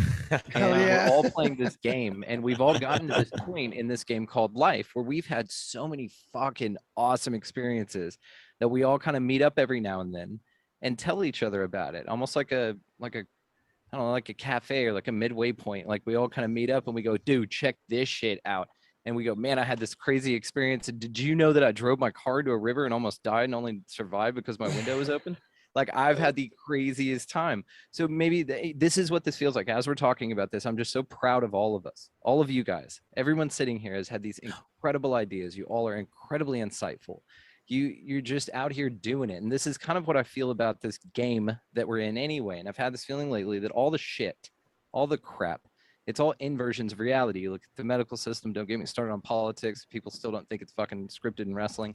And, you look at all of these other things, they're so ridiculous. They're so in your face that, of course, people like us would have figured this out because this is our game. We chose to play it. It's on medium mode or some shit. The dummies stick out. The choices you don't want to, the turns you don't want to take, the choices you don't want to make stick out like a sore thumb. It's like, hey, do you want this thing and you want to come do this bullshit? No, thanks. I'm cool. I'm going to go have psychedelics and talk to my friends. And it's like, these things are just options here, right? For this game. But this is what it feels like. It feels like we're all in this dope adventure. We're all hanging out. We all chose to go do this, because we're all at Timmy's sleepover in the blurp blurp dimension. And we're hanging out, having this fun game that we're playing. And we're all meeting up at this point in it before, we carry on, and we'll probably meet up again. But I just dig this metaphor, man. That's the feeling I got hearing everyone's experiences on here. I just dig this. Dude, I gotta throw it in with Immanuel. Like, I know, Immanuel, you've been talking about Jesus and God, and I think that we probably would have a different definition of God at the very least. But with Jesus, for me, like, of course, surprise, Jesus is a plant doctor. He took olive oil and he mixed it with 4 other plants, and he used to bathe people in that. I run a healing program at a retreat center in the Amazon rainforest. And what do? We take 5 plants, we call them the Cinco Medicos, we blend them all together and we bathe people in them. And that's what fucking Jesus did to me, So guess what? Like my story, Jesus is a plant doctor. And, I don't think that's a big surprise. That could be the game we're playing. And on the cartridge is just a picture of Jesus with a machine gun riding a velociraptor. And that's like the game we're playing here. But you discover him in your own way, and you figure out how you relate to this archetype in your own way.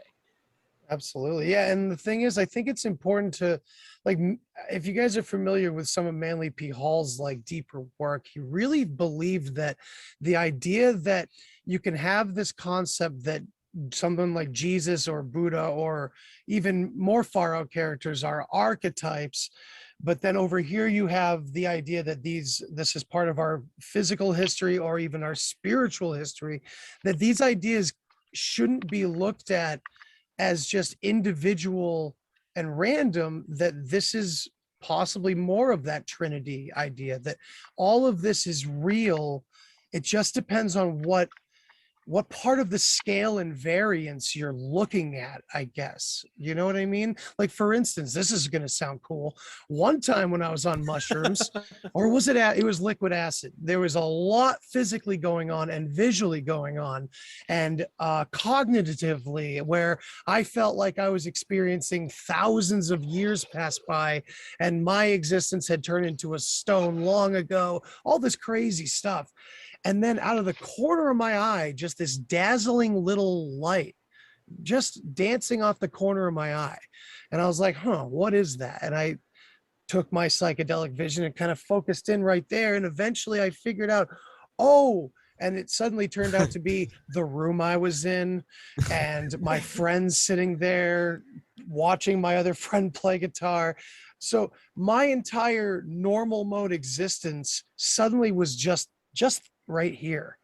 What the hell was I experiencing? Right? So it's always that fractal nature to me. I love that concept and that analogy. That's why it works. That's tight. Carlos, I just want to say, like, I'm really not a Christian. I've never went to church. So my idea of Jesus as God, I've found out through my psychedelic experiences as well as my psychic experiences. I mean, it's the things that I've been revealed. I tried debunking Jesus as God, and it turns out you can't. So that's how I've come to realize Jesus is God. But I agree with everything that you've been saying, and especially the Trinity. You guys been having the theme of the Trinity going on. You know, we're the Father, the Son, the Holy Spirit. We are the higher self, which is the Holy Spirit. We are the son or the daughter, which is the body. And we are the connection, the spark that connects us to here. And you know the meme that goes around and says, like, I just, like someone who's waking up, they're like, I just realized I had a bad thought. And then I realized that I had that thought that had that thought. And so which one am I? And it's like, you're all three all at once. And it's almost impossible to describe. So we call it a Trinity, and we break it down to the three so you can understand what you're doing on so many different levels. But you're really only one, but it's three, That's in that awesome. way. I love that. I love how we can make these connections. And I knew that the psychedelic experience was the best topic to get. We're all kind of, the psychedelics are our own shared VR world, kind of, it really is that way, where it's unlimited possibilities, just like Meta is advertising, but it's not oh my fake. goodness, stop. But that's what I'm saying. Like, let me pull this up real quick, because I thought this was that's that interesting. humanism thing. They're trying to get you stuck in Check this out. infinity. Listen to this interesting description. Why? Imagine having telepathic conversations with loved ones, instantaneously accessing superhuman computational power, playing back memories and dreams of immersing yourself in every sense you possess into a virtual entertainment experience. But I do that now. Yeah, right? In my meditate, like, I do this. Wait, are you talking about life? And living it just regularly? Wow. Yeah, that's what I'm saying. I became superhuman abilities from waking up super rapidly. It just was, I guess, destined to be, But yeah, they're all real abilities that we all have. If you guys don't have them yet, you're just, it's waiting for you when you're ready. Hell yeah, man. And I on want that note, psychometry. yeah, Can I have that one? Please, yeah, What is it? by all means, take it. Oh, psychometry. I want teleportation. That's like my favorite. And then psychometry. Psychometry. Have you ever heard of that? That's where you can know No. the history of an object when you touch it. So if you think about Okay. like, you think your Pretty girl's cool. lying, you just find out. But also you do like the pyramids and shit, like any object, anything, you can experience the culture, whatever, you take yourself there and you know all of the information about the object. Discover all of Tartaria now. Dude, Think about and like hey. a tree. Go over to Devil's Tower and be like, what's up? Avatar was a documentary.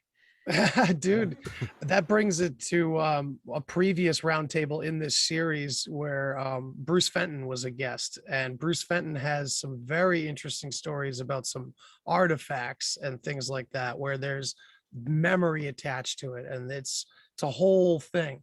But he was on the Alien Contact episode, which every one of these, of course this one, but the paranormal roundtable, the near-death experience roundtable, and the ET encounter one, we all kind of trailed off into psychedelics regardless. It all kind of went that way. It's all connected, man. Yeah. What if Jesus is a mushroom?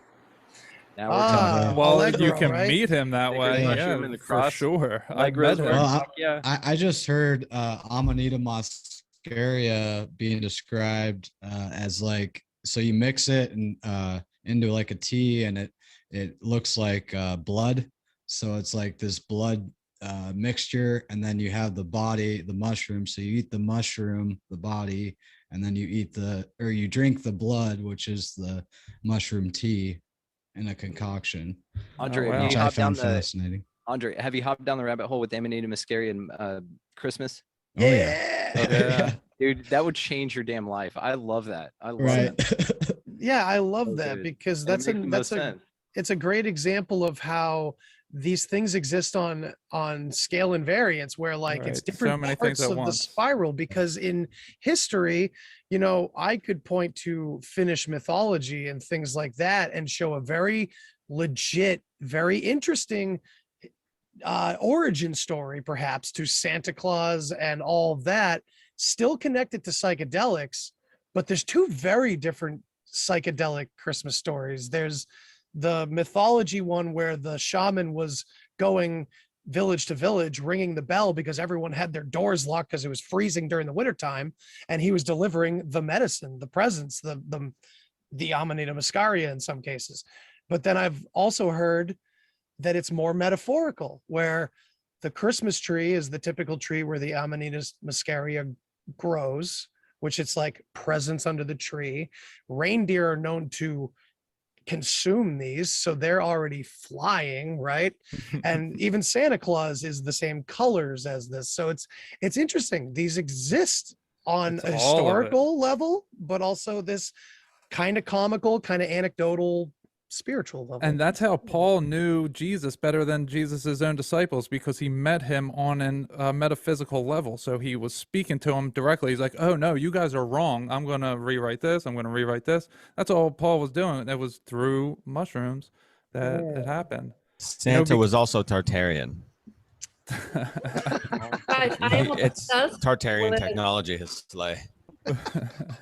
Plants I got some want to wisdom. know more about Tartaria. What's going on? That is It's Oh, like- we another definitely there's don't so have much time. We don't have I time to don't know unpack where that. to listen Andy, to. shut it down. Oh, Andy, shut it oh, wait. Okay, don't so have I'll tie time. it all in. Sorry for real information. So what if Tartaria existed and it was actually maybe the millennial kingdom of Christ, the 1,000-year reign actually happened?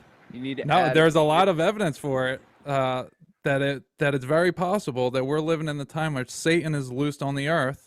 And the Carrington event in 1859 is the event in which Natasha was talking about, where the AI came in and overlaid our world. It burned it down in the 1800s so that it could overlay its thing in our world. And that is where we reside.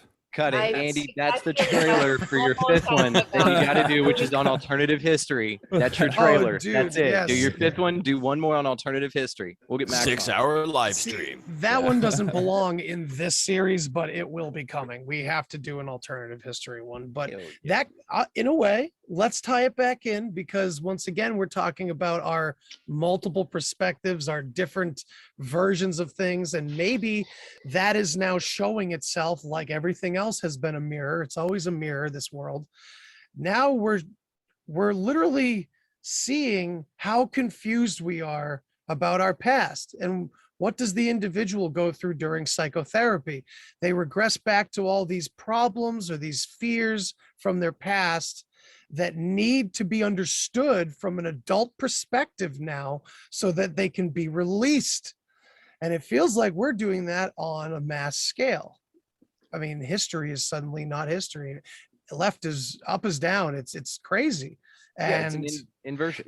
That's Graham it. Hancock of has been deception. telling me for decades that shit just keeps getting older.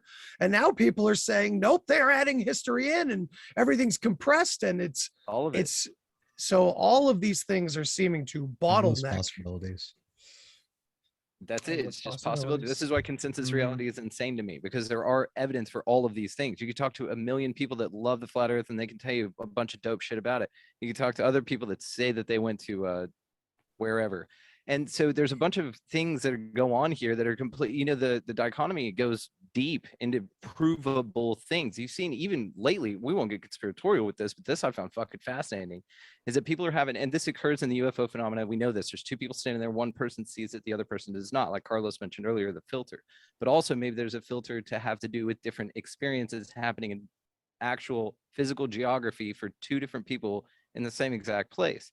There's two videos that I saw come out from the Afghanistan thing. Again, this is surface level shit. We're not going to dive into it. And then from Australia as well. One street, the cafe sign, chairs, everything getting mobbed and ran over, gunshots in the background, explosions and shit going on. Same exact time of day, same exact street, people sitting there having coffee, live streamed at this roughly the same exact time. Two completely different scenarios in the same exact geographical location in the time we're living in now. Same thing also happened in Australia, same story, riots happening or police control, whatever, in a street. Same landmarks could be visible in both videos, both same timestamp, same day, same time of day, two completely different experiences. Oh, It's hyperspace, bro. It's the age of deception. That's It's what I'm saying. It's all there. looking through our screens. Anything through our screens could be our reality, or it could be the exact inverse of our reality. It is either one or the other. But it is always a deception. No matter what it is, we can believe whatever we want. We have mountains of evidence, as you were just saying, for whatever. It's the age of deception. That's because Satan is loosed on the earth. He has deceived all of the nations. There's no factual anything in the world right now. We're questioning literally everything, and rightfully so, because it's all questionable. it's also interesting that the inversion goes beyond like any sort of human made cabal or anything, because like our eyes, the way that we perceive light and we take in images are upside down, and then the brain has to turn them another way. That just seems weird to me, but I'm no scientist. Well, I don't also know. every time Yes, you are, and every Seems, time it light seems hits your inverted eye- to me. every time light hits your eye also it's filtered through your frontal cortex, so you have an opinion about it, you interpret it before you actually see the data that comes in. So it actually it's kind of based on, still just a projection of what you want to see anyway. It's created and observed by you, which we know in quantum physics, if you believe that, then it changes the way that you input that data. So I mean, even to that point, you're filtering things before the raw data gets to you.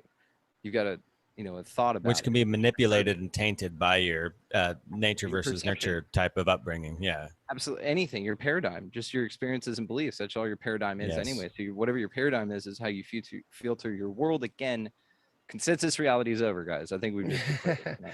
And maybe Perception is psychedelics everything. psychedelics can be used to kind of realign us once again. It seems like I haven't taken them in years, and I probably would benefit, even though I'm fearful right now. It's like you get older, the ego builds up more and more, and you got to tear it back down again. And I'm trying to do that sans the chemicals, but I'm sure Carlos would tell me a different story, that the ayahuasca is beneficial in ways that perhaps other ways are less, or maybe just not as intense, so not as intentional, maybe. Well, I would first want to point out that like every one of our ancestors, like regardless of what our heritage is, what our race is, or whatever, like all of our ancestors had some type of psychedelic use as the core of their, what you could call religious beliefs, but definitely at the core of their medicine. Their healing traditions were all centered around the use of some type of psychotropic substance. And the Bible, you know, has manna, the mushrooms that grew from the ground that most likely Moses ate when he coincidentally talked to a burning bush that told him the 10 Commandments. There was the Eleusinians, the use of ergot root, and that like ridiculously long and secret like pilgrimage type of ceremony where you met the goddess, which is ergot, the precursor to LSD, which is most likely what gave birth to the whole ideologies and writings of Christianity. You have Soma, which was probably the core of Hindu pre-Buddhist shamanism using psilocybin cubensis mushrooms, according to Terence McKenna. You've got the fly agaric, which you mentioned already. You know, like we've had the influence of psychedelics in our life, of course, peyote and the Native Americans, and ayahuasca, San Pedro, and, you know, the whole collection. Somebody even mentioned the baby wood rose seeds and the morning glory. Like there's a plethora of psychedelics throughout our ancestry, and there's clearly a reason why we had an affinity towards them. And to me, it was because they gave us that advantage in increasing our sensory information access. And so my take on it, because I work still with Indigenous people, is very like centric to what I would call the original purpose for taking them, which was, I think, healing. You know, it was, and that healing was always in combination or in collaboration with other elements of nature, like taking other plant remedies. The psychedelic would often give us the insight that would allow us to know what plant would heal our specifics. It wasn't necessarily the psychedelic itself. Like ayahuasca doesn't necessarily heal all of your illnesses, but it might give the shaman insights into what other plant medicines would provide the healing or bring about the removal of the obstacles to allow the healing to take place on their own. So I would go back to my feeling that the earth is a singular being. That is a belief that I definitely hold, and it is a part of my personal story. And that's why I guess I like having that as my personal story, because I don't worry about things. You know, like I know that the wisdom of the earth, if I'm at a cell level, you know, then my consciousness is 1/50 trillionth of the consciousness of the earth. That's just if I were to take my cellular count into account in that calculation. Actually, it's like a number I can't say because I don't know math well enough to know how high those numbers are, but it is minuscule compared to the consciousness and wisdom of the earth. And for me to like think that I've got it figured out, you know, like, oh, I know what's happening here. Like, fuck no, you know, but I know the earth does. And like, because of that, I don't like worry that much. Like, I know the earth's got it. I love to play with the idea of what those stories are and to have fun. And to me, that is, I hope, like what we're doing, like we're kind of playing around with these ideas and these stories, basically because they're entertaining for us, you know, like that's what we enjoy to do in our lives. At least that's what I like to do, is to think about these stories. But ultimately, if there are truths in those stories, then my best recommendation would be make sure those truths are beneficial to you in your life. You know, if you have truths in your story that are actually causing you suffering, then fuck, take some psychedelics and revisit those so that you can transform them into beneficial truths that help you to feel joy and love in your life more often, or whatever those goals are. I think generally those are our goals, to feel satisfaction and contentment with our lives, feel love and feel in harmony and balance and healthy. But that to me is always like what I view psychedelics as doing. But I don't take psychedelics recreationally. I take them like with a purpose, and that goes back to intention. And I love that Roman is like on the screen in front of me, because he's the one that brought intention into the conversation. I think it's like a huge point when I do a healing retreat. I offer preparation counseling so that intention can be more well-defined, more well-developed. And then I offer integration counseling so that we can take those lessons and those realizations, those transformed truths, and expand them out into our lives so that they do become the replacement of detrimental references, so that we have beneficial references leading us forward in our life. But ultimately, I think that we are civilized human beings because of psychedelics. Like, I think that the difference of why we became the spectacular creatures that we are is because we decided to eat mushrooms one day, like that's my feeling. The stoned ape theory of Terence McKenna, I definitely love that theory, but it also kind of has archaeological and anthropological evidence to back it up. So I'm a big fan of that.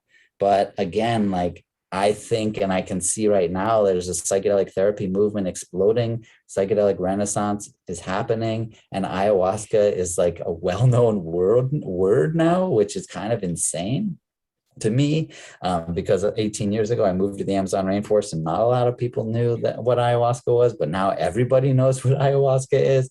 And to me, that's not by accident. I think that the earth is sending psychedelics back into the consciousness of human beings as a way to like speak to human beings again, to like kind of take care of whatever that is. And honestly, what I think that is that we're witnessing the labor pains of the earth as the earth gives birth to a seed in a spaceship to fly to another planet and start life on another planet. And I think that's the purpose of human life. And I have fun thinking that story, but I also don't get too aggravated about it. I'm not a big fan of the idea that Satan is on the earth and like fucking shit up, or that there's some war between the two of us. There's a lot of shit going on in my body too, and cells are always dying, and there's like tons of shit that I don't really understand, but I always know that like my body's doing what it needs to do. And, lions are fucking killing gazelles and shit. And like, nobody ever thinks that's some weird evil versus good shit. People are eating children. Yeah, right. People, like, people for real. You don't think that's right. evil? Like for real? Dogs, right? Dogs eating their own children. Animals. No, I'm eating talking their about own humans. babies. Eating children. Like, that's real. Right. They're raping children and murdering children to drink their blood. Like, that is real shit. I understand, man. And that's why, for me, like, to refer back to the earth is like taking it all into and having it under control, and also like to extend that out to the universe and extend that out to God. Like, God knows exactly what God's doing. It just makes me feel better. Like, I'm not going to get all agitated about it. Obviously, if I see something happening, I'm going to act. I'm going to step in and do what I can, and I made my life trying to do the best I can to help people too. But again, like, the point I guess I'm trying to say is, one, psychedelics are clearly an important part of human civilization. It may be the key to what civilized us, to get us to a point of consciousness where we can sit around here.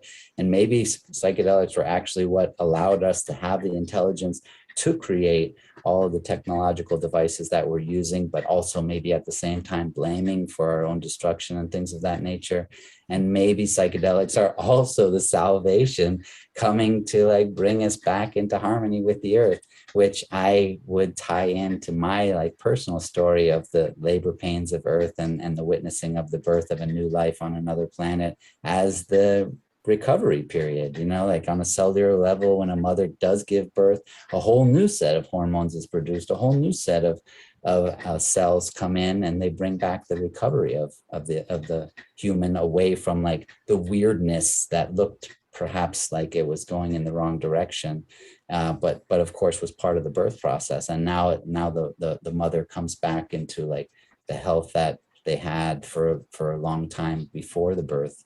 And that's kind of like how I see some humans are like environmental activists, because that's like their role. They're going to be like bringing about the recovery. But there's also like people that we might think of as narcissists, like Elon Musk and fucking Bezos or whatever, and they're billionaires and we hate them, but yet they're building spaceships and they're like, you know, so I don't know, I'm just trying to make it all fit.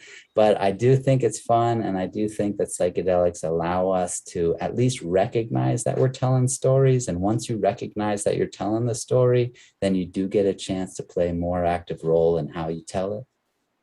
Right, but I just want to jump in because you know what you're saying, Emmanuel. I'm not trying to like go against cool. you and our ideas. I'm just sharing my idea. I love your idea. The reason why I believe so strongly that Satan's loosed on the earth is because that stuff's happening.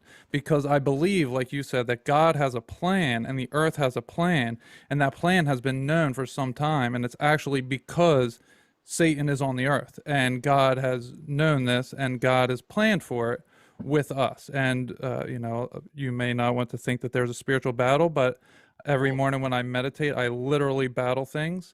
And you know, psychedelics are cool and all, but they're also traps that get you stuck in the astral realms, as I was saying. I mean, it's a real thing. You can laugh, but psychedelics are very I mean, have you ever taken LSD and had your brain to the point that it's swollen, and you can feel what it feels like for someone who might be schizophrenic, that they can't quite grasp reality because their brain is swollen? That's what psychedelics do to us. You know, they're great and all, but they're very dangerous. So to say that, I used to think at one time that they could save the world, but when I figured out that I could do all those things without doing anything, with just breathing, then I was like, oh, okay, I'll put the psychedelics down, because I can do all this healing without any of that.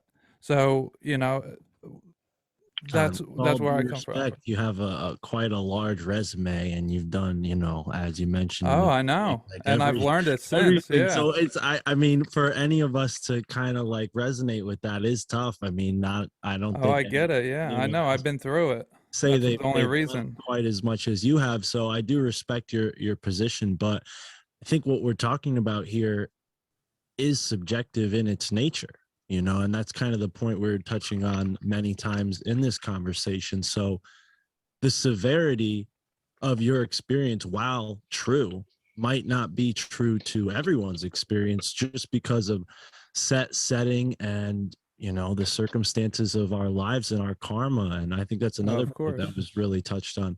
But, you know, you do offer some really awesome services as a healer. So I'm sure you experience that, you know, in your life. You know, there's certain people that gravitate towards you who are like, wow, okay, this message is exactly what I need. I got to reach out to Immanuel Kingman, you know, whereas somebody else might be like, dude, I'm going to see Carlos down there in Peru and figure out what this. Well, I'm not saying there's anything specifically wrong with using them. Like I said many times throughout this, like I've used them, and I see that they have great. They are great tools to use, but to say like that's what's going to heal the world, rather than us take responsibility for what we've done and change things. I think that it's us changing things is going to do it. Let me take it right. So like we can just completely not go into this topic individually, but I would say that the person shoots someone, the gun doesn't do it, right? So we're calling them tools. I like that interpretation. I've often heard one of my favorite bands from back in the day, their band name is Tool, because they had these kinds of experiences. But they also, to remain in the middle here, it's that they often said, and I like this, that it's good to go there with the psychedelics and then maybe spend a lot of time trying to figure out how to get back there without them. So I think both pathways are very valid. And I think we kind of got a little veered off topic, but just in the sense that we're all sharing our own different perspectives, and we're all kind of saying that all these perspectives are valid. And I think that's the most important thing to take away from this. And I do want to kind of wrap it up a little bit. I know that not everybody got tons of time to talk, and I hope this has been beneficial and a positive experience for you guys. But I'd like to kind of start wrapping it up. And I love it. Yeah, and just any closing thoughts from anybody. I was just gonna compliment psychedelics for being both. It's the thing that takes you to the highest realms ever and makes you talk about like what you do about the dolls thing. I love that, man, because lately I've been having the visualization, like if you're standing here and we are on like a ball or whatever, we'll go with that model, and you look out, what you're really looking at, if you keep looking out, it's just another you. You know, you zoom out, back to Carlos's metaphor, it all ties in together, right? And that's my favorite one to think about too. Because then if you go submolecularly inside of you in those trillions of cells, it's you a trillion times. And it's all very fractal. I mean, that's the way that I like to visualize it. But psychedelics gave me a framework to be able to do that, right? And so they're very beneficial in that way. But also, like the layers of the onion, like we've also talked about in this a couple times, then that peeling off of the ego and all the, shit that you learn, the programming, we'll say, is kind of beneficial in the way that it brings you to more of a baseline, but you had to lose yourself completely psychologically in this sense. You had to thin reality to a point you'd never expected before, to be able to ground yourself enough to shake off what reality has programmed in you that makes you the most balanced thing that you can get. So it's like this rubber band thing, man. It whips you back, shakes off the bullshit, and takes you back to natural center. In my opinion, that's just kind of the way that I visualize it. Beautiful.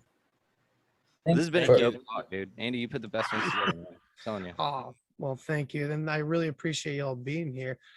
If anybody else would like to jump in and just say anything to close us out, and I'll take it afterwards. But it's been so great to have you guys. Yeah, I want to thank you guys. I want to thank you guys for having me. This was an awesome conversation.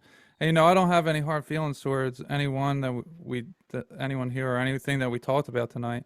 But I would just say, like I was saying before, with psychedelics, just be careful. They are traps in themselves. There are entities attached to them, and I know that it's hard to imagine that we're being misled by things at times.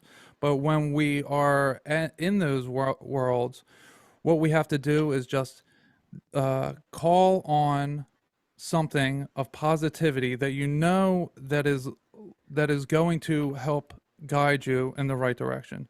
The one thing for me that I always did with all my psychedelic trips, like I said, I always put my cell phone away.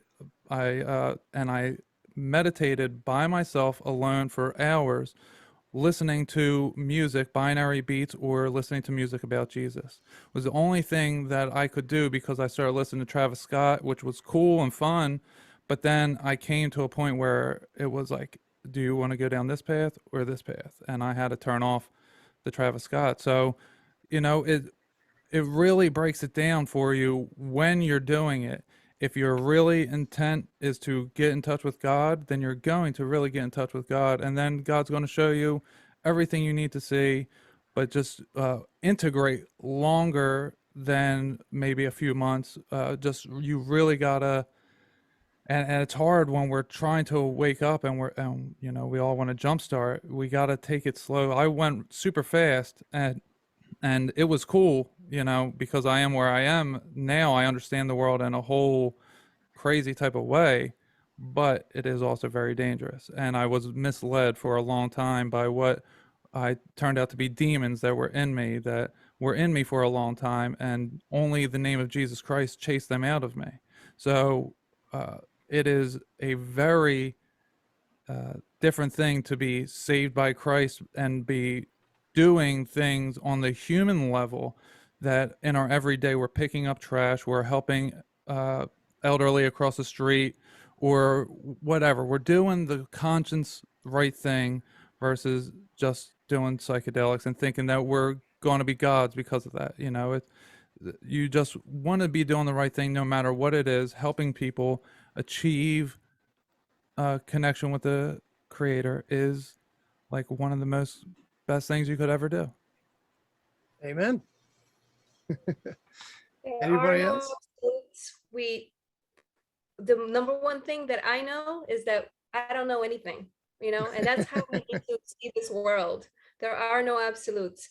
Drugs, psychedelics, they're only tools, in my opinion. Right. And if you use them, in my opinion, the word would be, if you use them correctly, it would be with sacred, like with intent.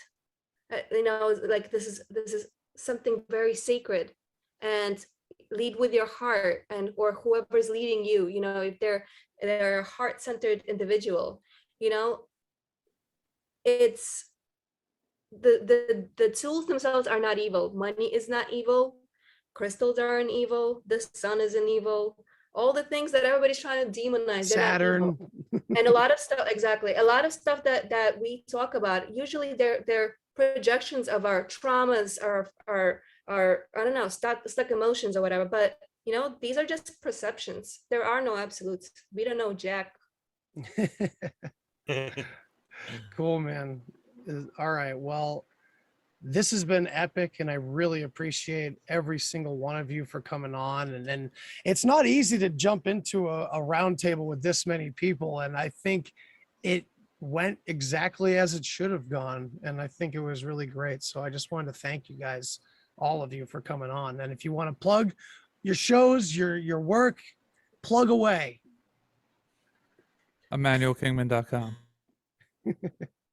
I like to plug Rising from the Ashes podcast. Ooh, I like Sorry.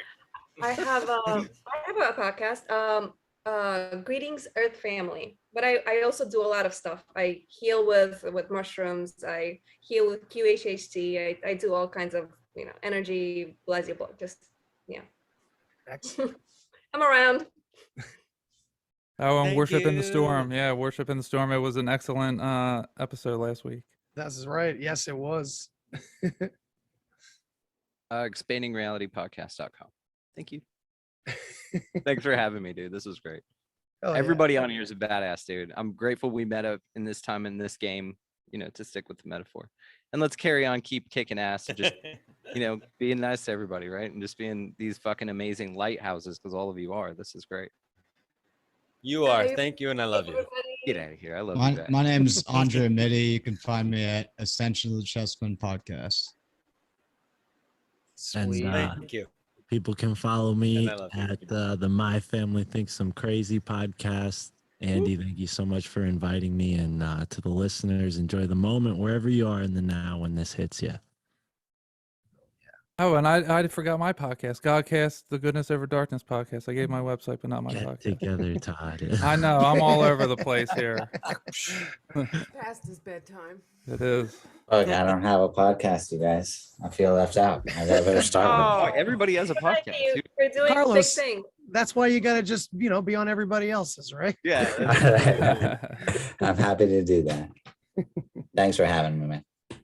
Thank you. Love to have all. you on Rising. That'd be awesome. Oh, sorry. I'm so sorry. No, by all means. That's the best. That's why I do this. And maybe this sounds cheesy, but when everybody ends up exchanging some emails at the end of these things, and we all gain some new perspectives, and it happens like that every time I do one of these.